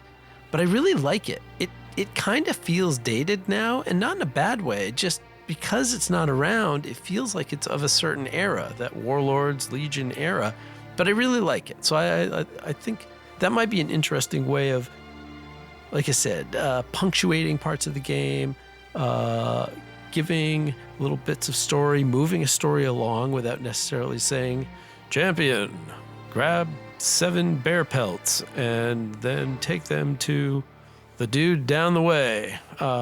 Kind of a different way through a little bit of dialogue, and then boom, off you go. Again, maybe that works only because this is a on-the-rails experience. You don't have choice. You can't say, nah, I don't feel like getting bear pelts now. I'm going to go, just queue for dungeons, or I'm going to go and do whatever I want. This is moving you forward, so I guess that's part of it. So the way this intro works, you free Gul'dan, you free the Shadow Council, and this very cleverly stops the energy of the Dark Portal, but it also has the effect of freeing the antagonists of this expansion. So off they go into the hinterlands to cause trouble and create dungeons and all that sort of stuff. We then leave the army behind to kind of fight and cover us while the player and the leaders and the named NPCs all kind of retreat off the back. And so you've got this small group heading off of Khadgar, Cordon a Fellsong, Olin Umberhide, a Tauren, Thalen Dark Anvil, a dwarf, Hansel Heavy Hands, who looks like a Dark Iron, but maybe he's just a regular dwarf. Lady Liadrin Thrall, Ariok, who is an orc, and Vindicator Murad, that Draenor Paladin. So, and you, all of you are heading off. The next phases are disrupting the enemy camp. You go and disrupt the enemy camp alone while everyone else moves forward, looking for this way out. You get a couple of these interesting vengeance quests from a dying orc and his wife. Like, yep, I'm dying, but go slaughter a lot of people and burn their houses down. It's kind of a blatant, like, wow, okay, yep. Afterwards, there's kind of a fun progression, as, you know, I hate to say the vengeance and then turns to fun after, but it kind of does as your party moves along the road, kind of from chapter to chapter, different quests in the escape, and it's kind of a fun adventure. Ariok helps to defeat the Eye of Kilrog, which is using blood magic, and then he just instantly decides he needs to jump in and get some of that sweet, sweet blood magic. And he is instantly jacked into like a 20-foot massively, built orc who then jumps like 200 feet through the air to go fight Kilrog's forces. It all happens very quickly. It's very strange. You add some people, Farseer Drekthar and Exarch Maladar. Essentially, you add a native of the Horde side and the Alliance side, and they kind of join the faction, join the crew. You're kind of slowly getting the basics of the story. You get introduced to Kargath Bloodfist in the arena, where your job is to kill 100 people for some reason, and then the whole thing's like a setup for Khadgar to make a joke about only killing 99 and being one short. All of a sudden, I noticed Kiana Moonshadow was with us, and I think maybe she had come. I think I just missed her in the initial head count. And you start liberating prisoners, and you get a small Draenor child who has another revenge quest for you as you enter into the Umbral Halls, which is almost like an underground little dungeon-y thing. You get a couple quests in there. It's very voidy. We get introduced to Ner'zhul, another big player.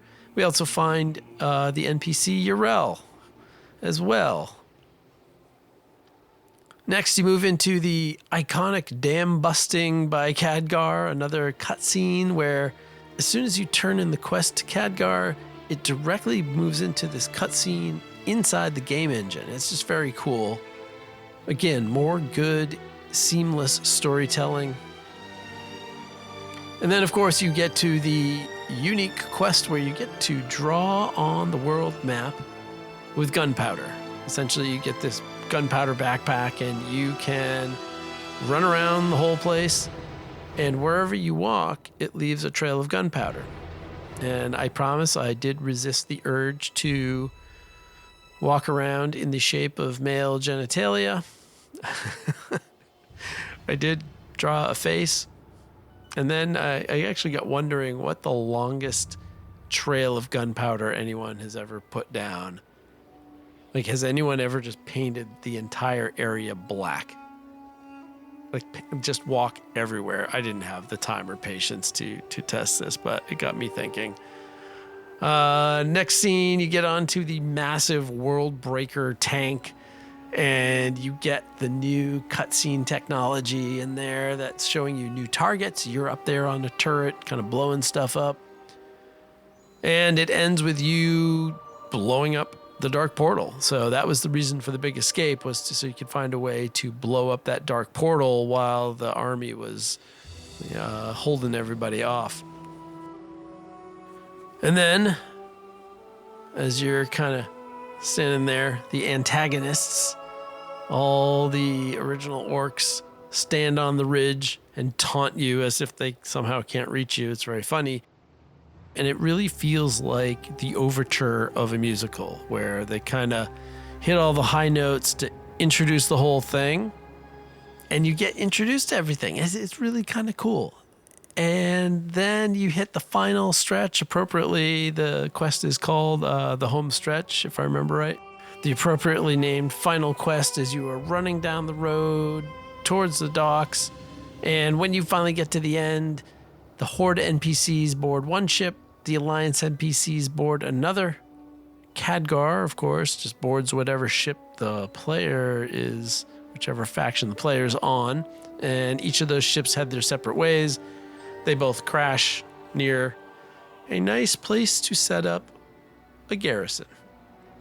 And so this time, I've done the Alliance garrisons numerous times. I have only done one Horde garrison before this playthrough.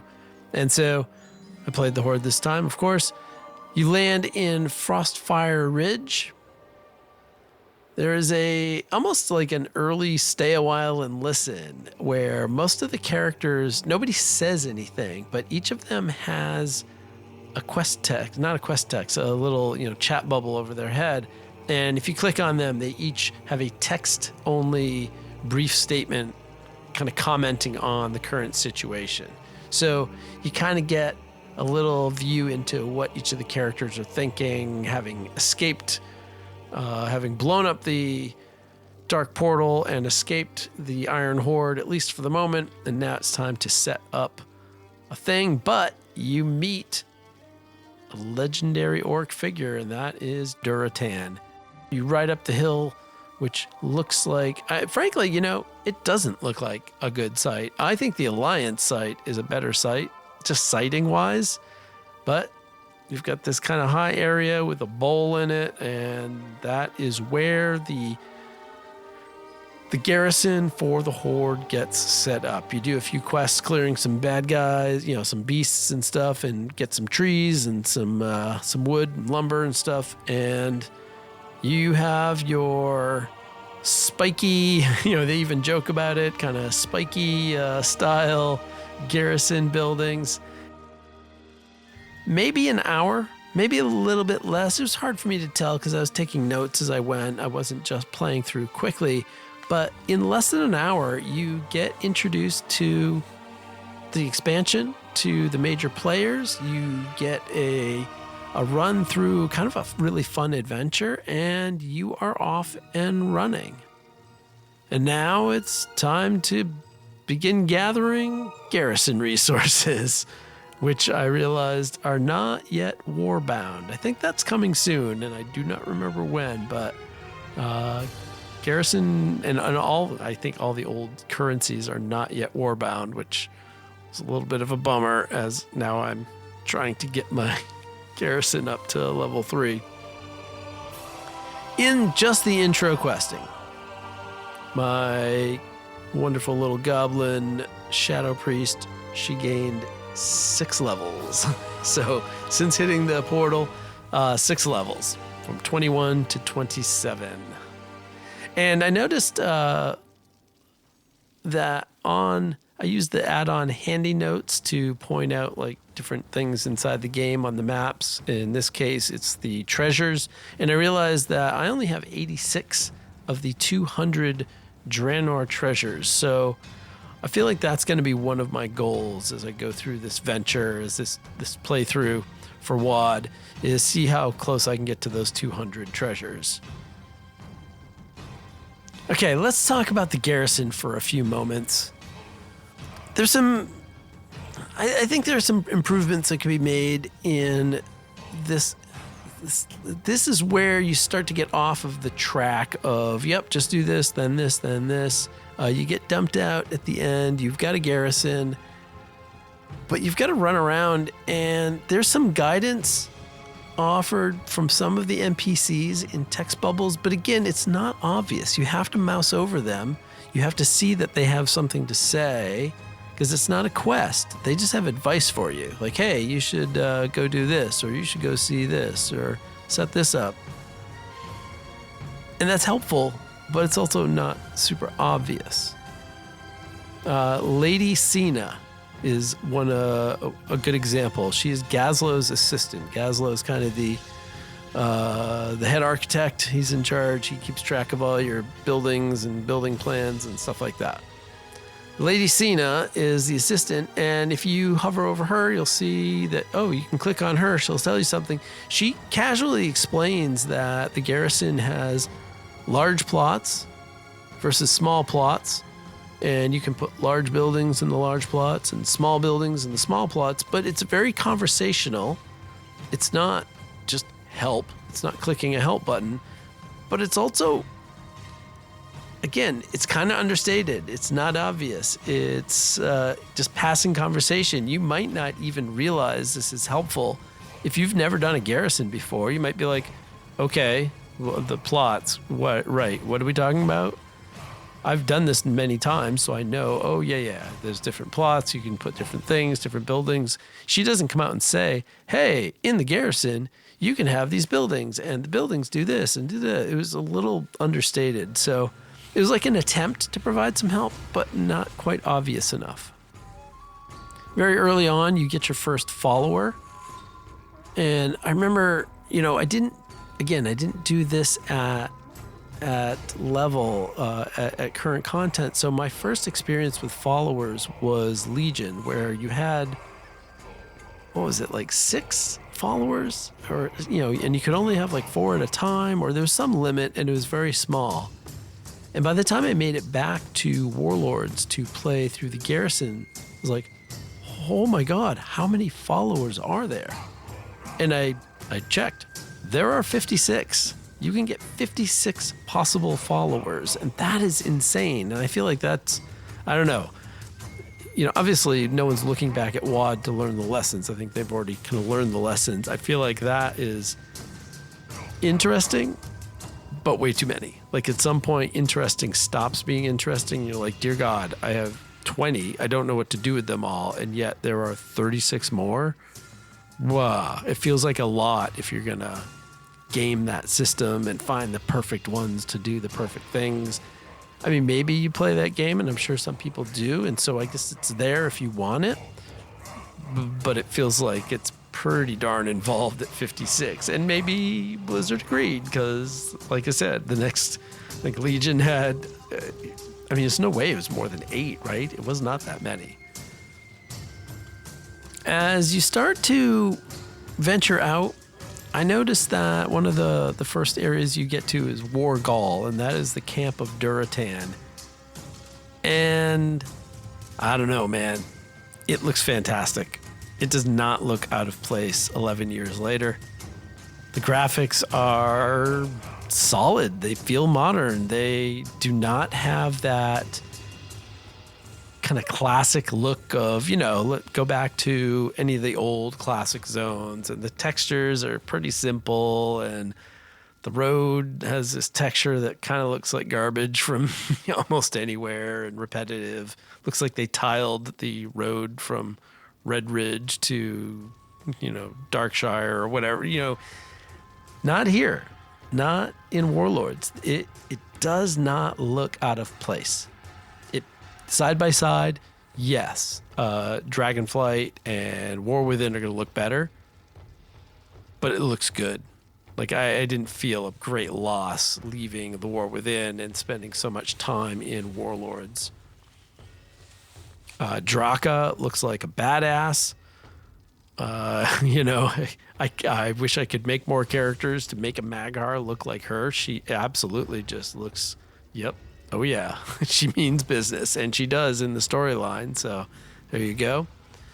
I started down a couple of the quest lines. I was riding my ground mounts like a good boy, like I said I would. But by the time I get to Blade Spire, Citadel, there's so much vertical, stupid stuff, and I broke my vow of no flying to speed things up a bit. I'm sorry. I couldn't stay true to the mission. Every now and then I still do some ground mount here and there, but eventually I was like, you know what? I earned this flying. I earned this. I did what I needed to do. So yeah, I am flying. I need to make the best use of my time. You'll forgive me, right? Maybe.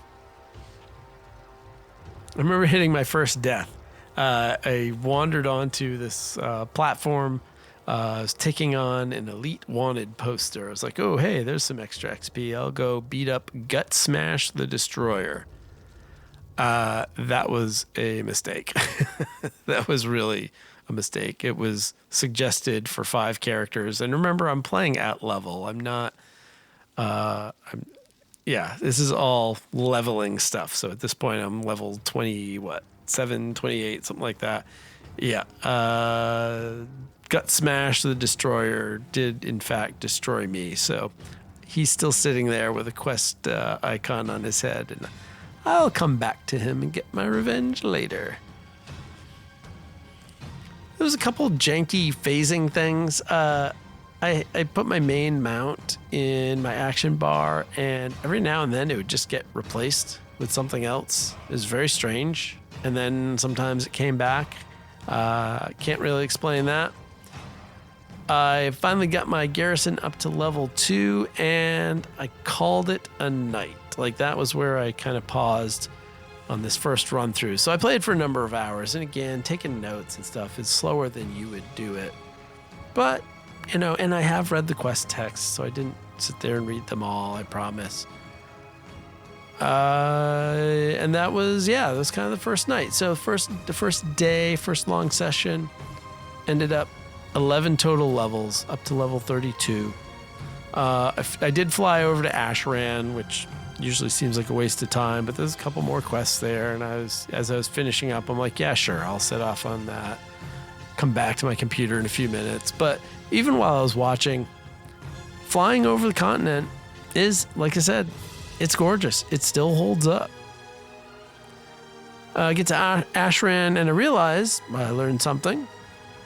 I learned that the Frost Wolves, the Steam Weedles, the Arakoa, or maybe even some others, each of them have mounts that are available for getting your reputation to exalted with those factions, which it's not something I tend to do, especially going back. I don't tend to grind those, and I think there are probably a ton of mounts and a ton of things that I could get by doing reputation. So that may be a future mission, to just hop into the game and grind some stuff to get some cool looking mounts, I will say. As I hit play session 2, I continued questing. I'll kind of skip through. I'm not going to kind of go into great detail, but my gear started to outlevel the heirlooms every now and then, so I'd pick up some things, I'd swap it out, and then when I would level up and the heirlooms would level up, I'd switch them back. And that's kind of nice. I appreciate that. It's giving you leveled gear. It's not just giving you broken garbage and knowing that, you're probably running heirlooms, so you don't need anything. So I appreciate that. Going back and leveling is giving you meaningful gear. That's actually helpful. My plan was to hop into do a dungeon and to do a raid, and I noticed that the dungeon in Frostwall Bloodmaw Slag Mines was kind of at the north, and I kept waiting for my quest lines, my questing to get close to that, because I thought, okay, where in the story should I hop into Bloodmaw Slag Mines? Because I want to, that's one of the things that it seems to be driving me lately, is trying to get the story straight and to experience it in a way that makes sense. And I feel like some more experienced lore people and just people who've played the game longer are going to tell me it just doesn't work like you want it to work. These things don't necessarily fit into the story into the exact right place, which is what I want. We had a little bit of this at the beginning of the War Within. You quest, you build up to a thing, and then you're like, okay, head over to the rookery and go, beat the stuff up that's bad and take care of the stuff. Finish off this quest area by doing the big dungeon. And I kind of was looking for that moment. I was looking for that thing, and it didn't really happen. In fact, questing, I got all the way to the end of the quest lines. I was like, oh, hey, good. I'm 6 for 6 in the quest lines. Isn't that good? I'm done. But not really, because there was more questing, and it really was part of the storyline. So even though I've, quote, finished the quests, there was still essentially another quest line with an end of zone scenario in which you get invaded by the Iron Horde and you got to put a stop to that. And it's this kind of scenario where you got to defeat wave after wave and give the shaman more time to do the thing and blow up the canyon and essentially block off that path for the Iron Horde to invade. And then, boom, you're done. You've conquered Frostwall, the starting zone, kind of the opening zone for the Horde. And at that point, you know, I've leveled up my garrison. I've opened my fishing shack and my herb garden and my mine and my profession buildings and a trading post. So I've kind of moved through that progression. But I still haven't done the dungeon. I didn't find the place to do the dungeon. So now that I'm all done, I kind of swapped characters. I hopped onto a max level 80 Shadow Priest. So I kind of had the similar vibe going, although my undead Shadow Priest is a bit taller than my Goblin Shadow Priest. But I hopped in and went and did Bloodmaw Slag Mines. And, you know, I see how the story kind of fits. It just wasn't smooth. And I want that to be more smooth. I want WoW to somehow quietly build in an ability to do a story mode, not just raid story mode, because you know my opinion on raid story mode, #follower raids. A story mode where you're like, I'm just going to stick to story. I'm going to level here. I'm going to go do this thing. When you tell me, I'm going to follow all of that naturally. I want that to be more curated and more guided. I don't know if that'll ever happen, but that's my hope, and that's what I'm looking for. And maybe I'm just spoiled by these YouTube content creators who essentially do that for you. They get the right video together from the game. They get some good narration. They stick in a few, I don't know if they're really cutscenes or just quotes or whatever, and you get this appearance of I'm being told the story without having to play. And not that I don't want to play. I want to play. I want to play the story, but I want to play the story. I don't want to just wander about the world killing stuff and watching my numbers go up. That's, you know, again, no offense to anybody who wants to do that. That's just not how I want to engage in all of this material. And so, without going crazy in Bloodmaw Slag Mines, which, by the way, is quite a name, I hopped into the journal, adventure journal, and I was like, okay, what's on offer in this dungeon? And I was slightly bowled over to realize that there are 126 clothing appearances, armor appearances that I do not yet own. And I didn't count how many I do. I should have counted that because maybe it's 40, maybe, I don't know, maybe 1 in 4. But that means there's so many appearances. And what I don't know, and maybe this is true, some of those appearances might carry over to other dungeons, or do all of the dungeons have this many appearances? Because that is so many. And I thought, okay, all right, well, let's run the dungeon. And I did, and I get in, and of course, as level 80, I'm absolutely just curb stomping everything and making a mess of every boss, looking at them, and they fall over. And in the end, I got 8 appearances of the 126. So I'm down to 118 left. That's a lot. Well, I got like 2 per boss. I don't know. I mean, I didn't even look at them. I don't know if they're good, if they're not. I just noticed, okay, there's a lot of orange X's instead of blue check marks. I'm going to run this. That is from an add-on called Can I Mog It? Can I Mog It? Highly recommend, because it just tells you, hey, you either have this or you don't. And it's been so long, I don't know if the game tells you that. I think it may, but I've been running Can I Mog It so long, I'm not even sure. So, little add-on recommendation for you in the middle of all of this.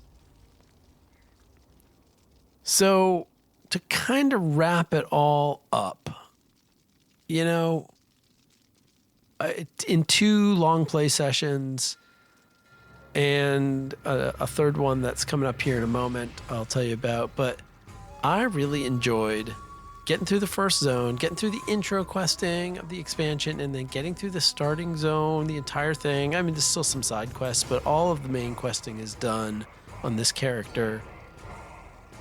I should mention that at the end of these 2 play sessions, my little goblin is level 48.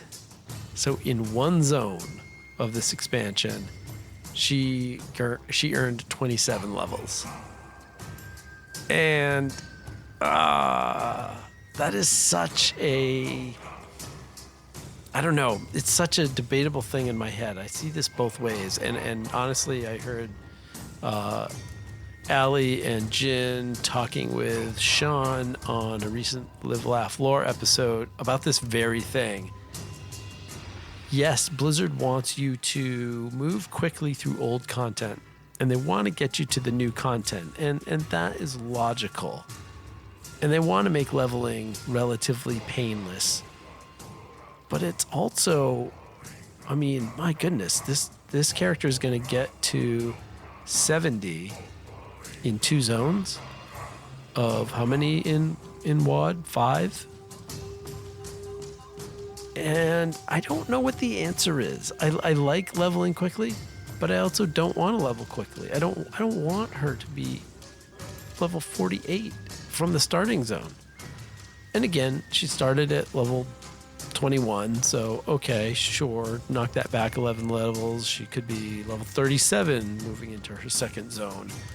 That's still kind of incredible. So, you know, I'm not going to go through the entire thing. We're not going to level every zone. We're going to pop in and out. We're going to check out the raids. And I'm going to keep letting you know what I think. But I've really enjoyed this so far. And I know my experience is not, but when I was doing it in current content, it sucked because that's the part I can't replay. I can't go back in time, and I can't experience the things that people were upset about. The grind that was flying, and the lack of features, in essence, Blizzard kind of giving up on this expansion and putting their energy into Legion. That made for a hard sacrifice, but was it worth it? I mean, who am I to say? I enjoyed Legion a lot. Even the garrisons. Garrisons were kind of promised as this more social part of the game, kind of housing, but it really didn't come out as housing. The garrison plays a nice role in the intro questing, and I think it helps keep things together and keeps you moving forward. It's got an interesting role throughout the expansion because you get the mission table in there, and I believe that was the first use of a mission table, which kind of found its groove in Legion. I think people can correct me because I'm not fully sure, but I think the mission table was a little bit hit or miss maybe during WoD, and then in Legion, it feels like it was the best it ever was. I don't think the BFA and then did Shadowlands have also? I forget now, but that mission table was fantastic in Legion. Started in WoD. I think we'll talk a little bit more about the garrison in part 2. So in an upcoming episode, not episode 24, that's going to be talking to Allie in the interview, but in episode 25, a quarter century already, we'll kind of continue with some of the issues of WoD and some of the shortcomings and what people thought of things, especially with player housing coming. That's going to be, we can talk about what was featured, what was promised, what did not show up. Maybe we'll get into a little bit of the lore of some of the other zones. But all of this talking, once again, has me very thirsty. And so let's see if we can't find somewhere around here near the entrance of Highmaul, the first raid in Warlords of Draenor. See if we can't find a tavern somewhere nearby to kind of wet the whistle before we head in and see what Highmaul's all about. Interest ya in a pint? Choose wisely. It is time for a drink. I've been talking a lot, and I need a drink. You might even need a drink, and I would encourage you to get a beverage of your choice. And often in the podcast, that means I try and find a nice little inn, tavern, what have you, to sit in and get a drink. And, you know, roaming around this neighborhood, I'm not seeing a good place to get a drink. You know what that means? We're just going to go and sit right on the steps of the Highmaul raid, right here on the steps, right in front of the giant, glowing, rotating, skull-shaped entrance. Yeah, we're just going to hang here. And flying over here, because, you know, like I said, I was cheating and flying. Noticing the skybox, and I think the skybox in Draenor is very special, especially in the zone of Nagrand, where we are for this Highmaul raid. The clouds are just kind of fantastic. There's a pinky purple in the air. The two moons of Draenor up there just looking gorgeous. And once again, this is in the WoW art style. It holds up, and it is super enjoyable being out here. And I gotta say, Nagrand in Draenor is one of the prettiest zones that there is, I think, in the whole game. So, just me, just my opinion. Take it for what it's worth. And what better choice for a drink? I'm just unloading what's already in my bags. Since we didn't find a good tavern, I'm just going to go ahead and grab what's in my bags. We have collected plenty of ogre moonshine in the course of questing in Frostwall, battling the ogres up there. Here in Nagrand, it seems like the Horde is kind of caught between battling the ogres, which ends up here at the raid at Highmaul, and the Warsong clan. So that is the focus of this area. And so I think we're going to polish off a couple ogre moonshines to kind of acclimate to this ogre-heavy raid, and that's going to put us in the right mind frame to stomp right through this.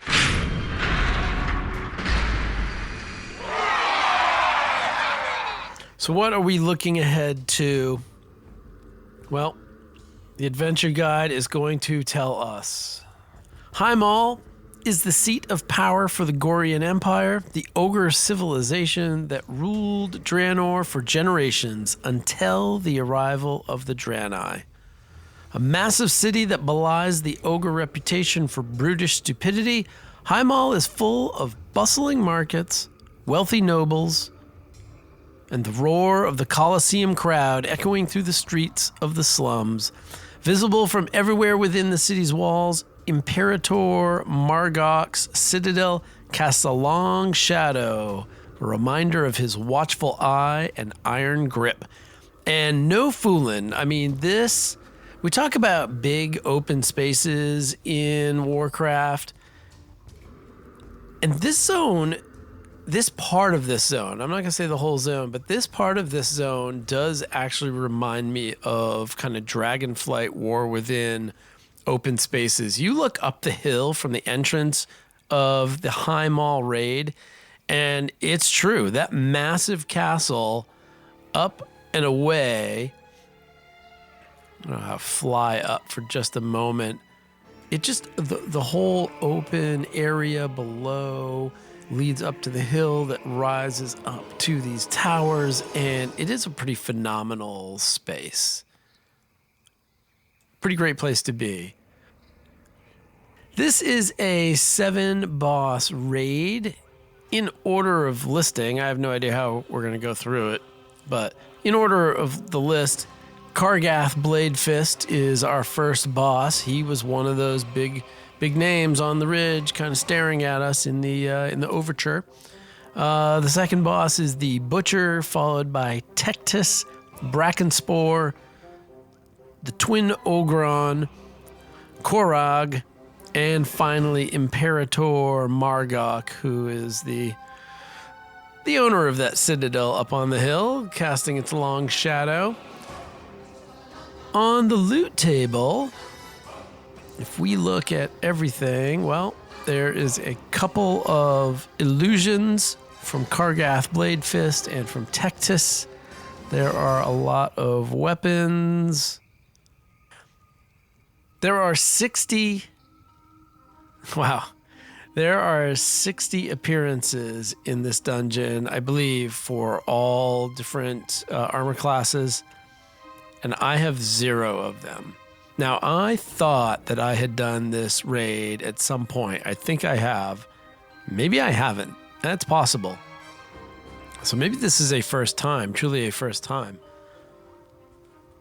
I made a mistake and I counted on normal. That said, I just switched to heroic and I actually don't see anything different.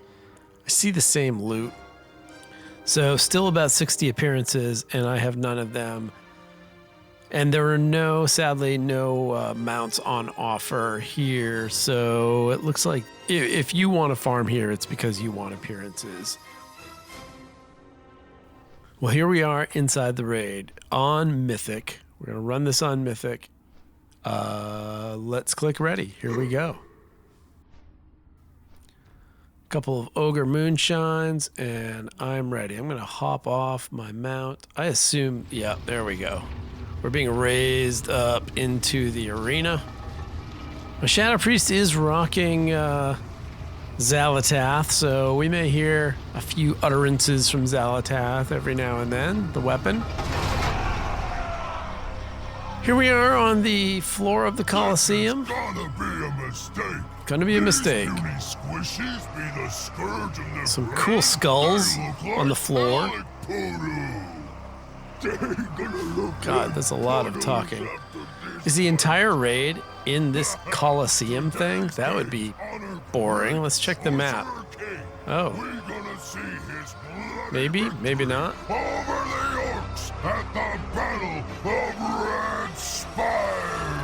So the enemies I'm facing just walked in. There's a 42 plus level Vulgor and then 2 Blade Spire sorcerers.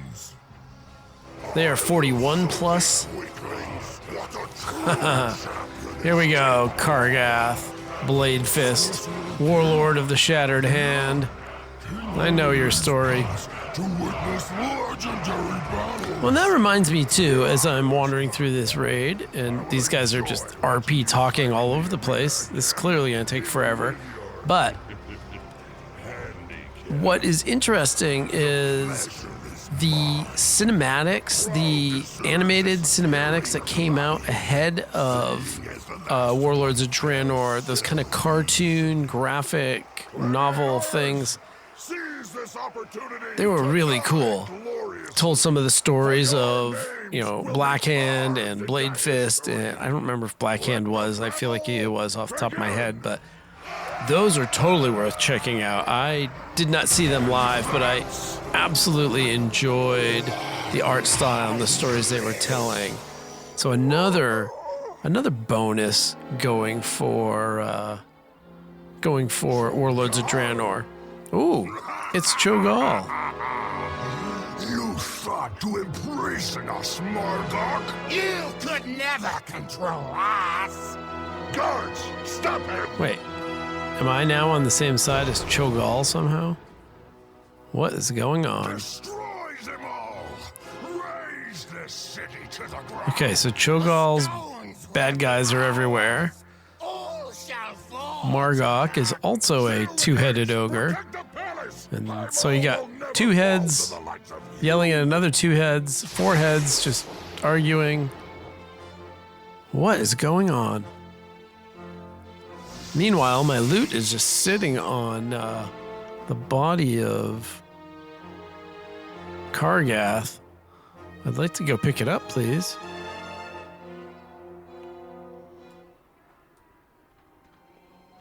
Ooh, his hand is off. Oh, that is cool. Sorry, buddy. All right, well, there's 3 appearances, so About 57 to go. And where are we off to? Well, now we can mount up, so let's do that. See if we can pull everybody in this little... This trash is worth nothing. That's interesting. Seems unfortunate, too. All right, let's head over to kill the butcher.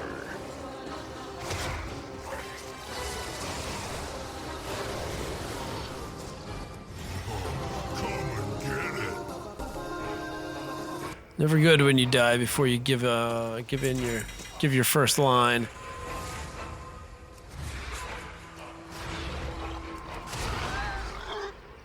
So this was the very first Mythic raid. I'm not sure if people realize that, but yeah, this is the first Mythic raid ever put out. And I don't know if that has anything to do with the fact that there is no loot on offer. I feel like that shouldn't matter. Oh, here's one. 3 gold. I got 3 gold.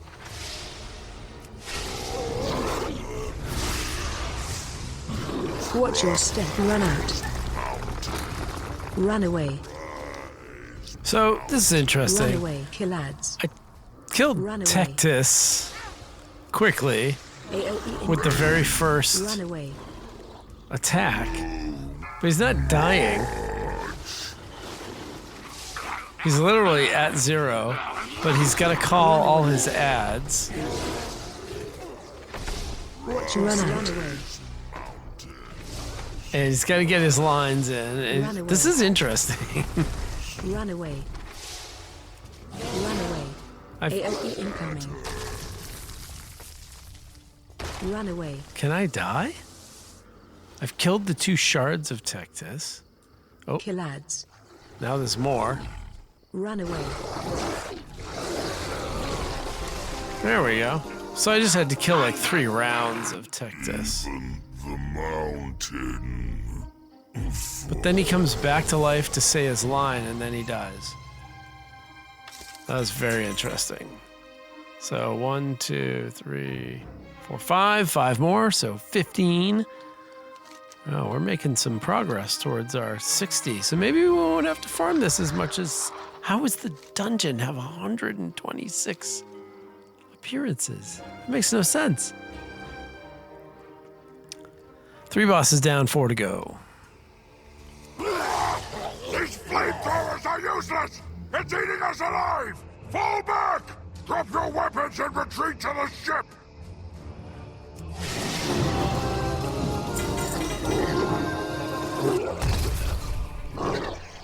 Four down. 20 appearances. A lot of running for no purpose other than space. Like there's no ads to kill. There's nobody here. So it is just space. Not great for speed running. Maybe great for ambiance, but I imagine that gets old if you're running this week after week. Warden Tholtalk looks like he's guarding maybe our path to the final boss. And through this portal we go. And yeah, we got a lot of people to kill here. 5 Gorian High Sorcerers who are no match for my level 80-ness. And we come to the throne of the Imperator. You will learn. Transition You have phase. seen but a fraction of my power. Behold the ancient magics unearthed by my empire. Kingsguard to my side. Run out. I must focus my Target you.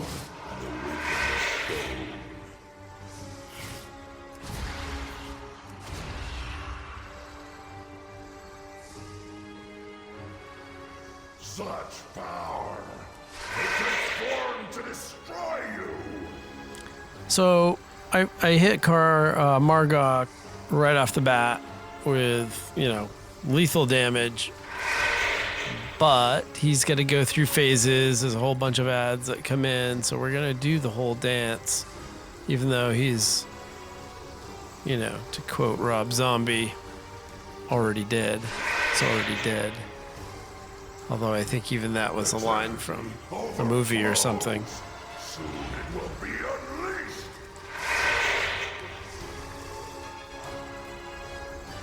So wave after wave, I'm just hitting my AoE and taking people down, getting a countdown here until looks like phase 2 is ended. Here he comes. Transition phase. Long have the Sorcerer Kings guarded these chambers. Intermission. He's gonna do some talking. See our secret power. He's pretty active for a guy at 0.0%. Run out. Target you. All right, we got another phase, same as the first, with a couple more ads. I don't know, this Mythic rating stuff is pretty hard. Let's see what people talk about now. There's a lot of things I have to one-shot to get through a Mythic.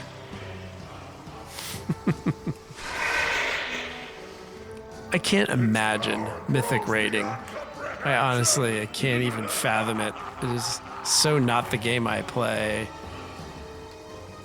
And I'm equally completely uninterested and impressed.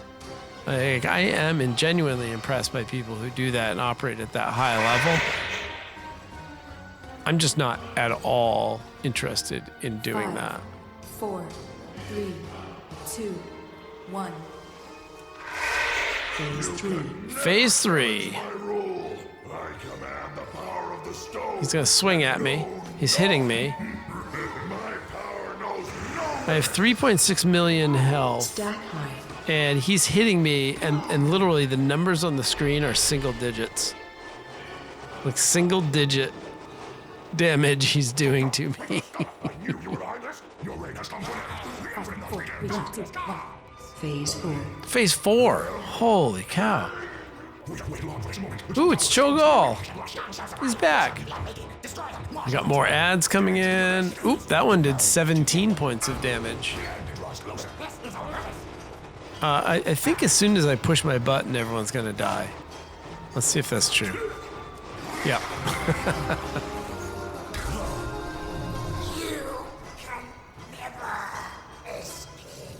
All right. Another 5 appearances. That's 35 appearances we gathered in this raid. Okay, well, the run out brings me back to the Colosseum, which is nice, the portal, and I can walk through the front portal, and I am back into the world, where I am going to sit back on said steps, pop another Ogre Moonshine in celebration, and think about what I think about this raid, and give you my verdict. And my verdict is, I'm glad I did it. I don't think I need to farm it. It kind of feels a little bit like the last raid of the month we did, where it was like, yep, I'll go and collect a few more appearances, I think, and I'm glad I got it for the story, and I'm glad I killed more ogres than I can count, some of them with a couple heads. But it wasn't that exciting. Gameplay was kind of boring for a farmer. Again, when I say this, I'm not commenting on what it was to do in current content, and I'm not, not knocking the design of the fight, because I'm not actually doing the fight. So these aren't criticisms, but as as somebody farming this, is it worth it? Is it fun? Is it interesting? Like I said, it's interesting to do once or twice. There's not even a set connected to it. So what am I really chasing? I'm not even sure. So in this play session that included hitting a couple rares on the way over to the raid and then running through the raid, selling what I gathered from the raid. I've made about 500 gold. And I think most of that from the raid, I guess I can't swear that it's all from the raid. Maybe 400 of it is. I don't know. I just sold for 226 gold all of the soulbound appearances that I got. I did get a couple BOEs. By a couple, I mean one. And I got the appearance, which is 25 gold. And I got one sumptuous fur. And that is it. So, verdict. Highmaul, the first Mythic raid in World of Warcraft. Is it worth doing? Yeah, do it for the story. Grab appearances, but you probably don't need to do it more than once unless there's something in there that fancies you. And that's my verdict. There you go. On to the solo queue mailbox. I got an Apple Podcast review from TVTVTUI. I don't even know how I would say that. Tivitivitui? You're enjoying me saying this right now, aren't you? Tivitivitui. Tivitivitui says, this is the perfect podcast for the casual player who prefers to roam around WoW doing their own thing. Through solo queue, I have learned multiple things about the game and have been given some great ideas on new ways to spend my time. Love it. Well, I love it as well. Tivitivitui. T-U-I. I don't know. I have no idea. But I appreciate you taking the moment, taking the time to submit to Apple Podcasts a nice little review of the show. I'm super glad that you're enjoying it. Thanks for reaching out. And yeah, casual players roaming around. I'm glad you're learning stuff, and that makes me happy because the things I have to share, I feel like they're not super special. They're not Mythic cutting edge, Myth plus 20s, whatever.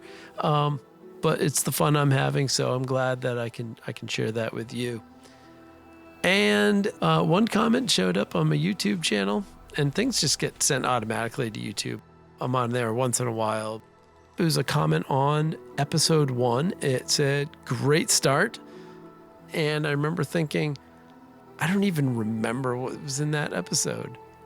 And that is why I went and listened to episode 1 the other day on a long car ride up north, because this person's commenting on this episode and I don't even remember what is in it. I should listen. And I remember listening and thinking, oh my God, there's some stuff in here that I am audio-wise not proud of.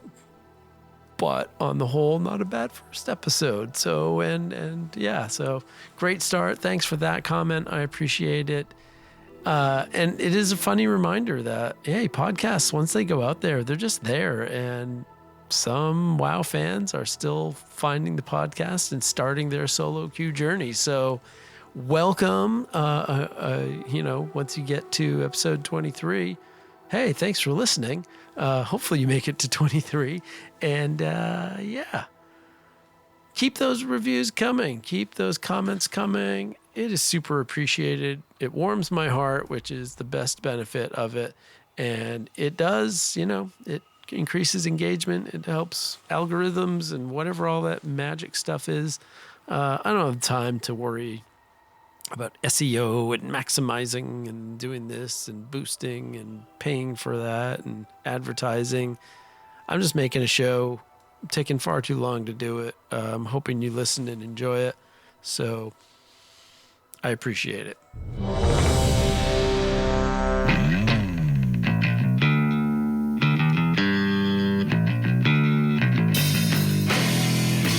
And with that, yeah, our time in the queue is up for, well, I can't say this month anymore. It's kind of this half month, this 3 weeks, I don't know. I need to get back into Azeroth to level up my fishing shack. And when I do, I'm going to record the sound it makes so that I can put it into the episode that you've already heard. It's the magic of podcasting. Remember, all of the music that you hear, all the sounds that I am finding and recording, they are the amazing work of the amazing people at Blizzard Entertainment. So don't play muted. Come on. The music taking us out tonight feels even extra special, having killed so many ogres tonight, although not this one. The song Ogre by my friends in the doom metal band Ogre. You know what? Yeah, you just have to go to the song Ogre. You have to go listen to this without me talking over it. That's what you should do in honor of killing all the ogres at Highmaul.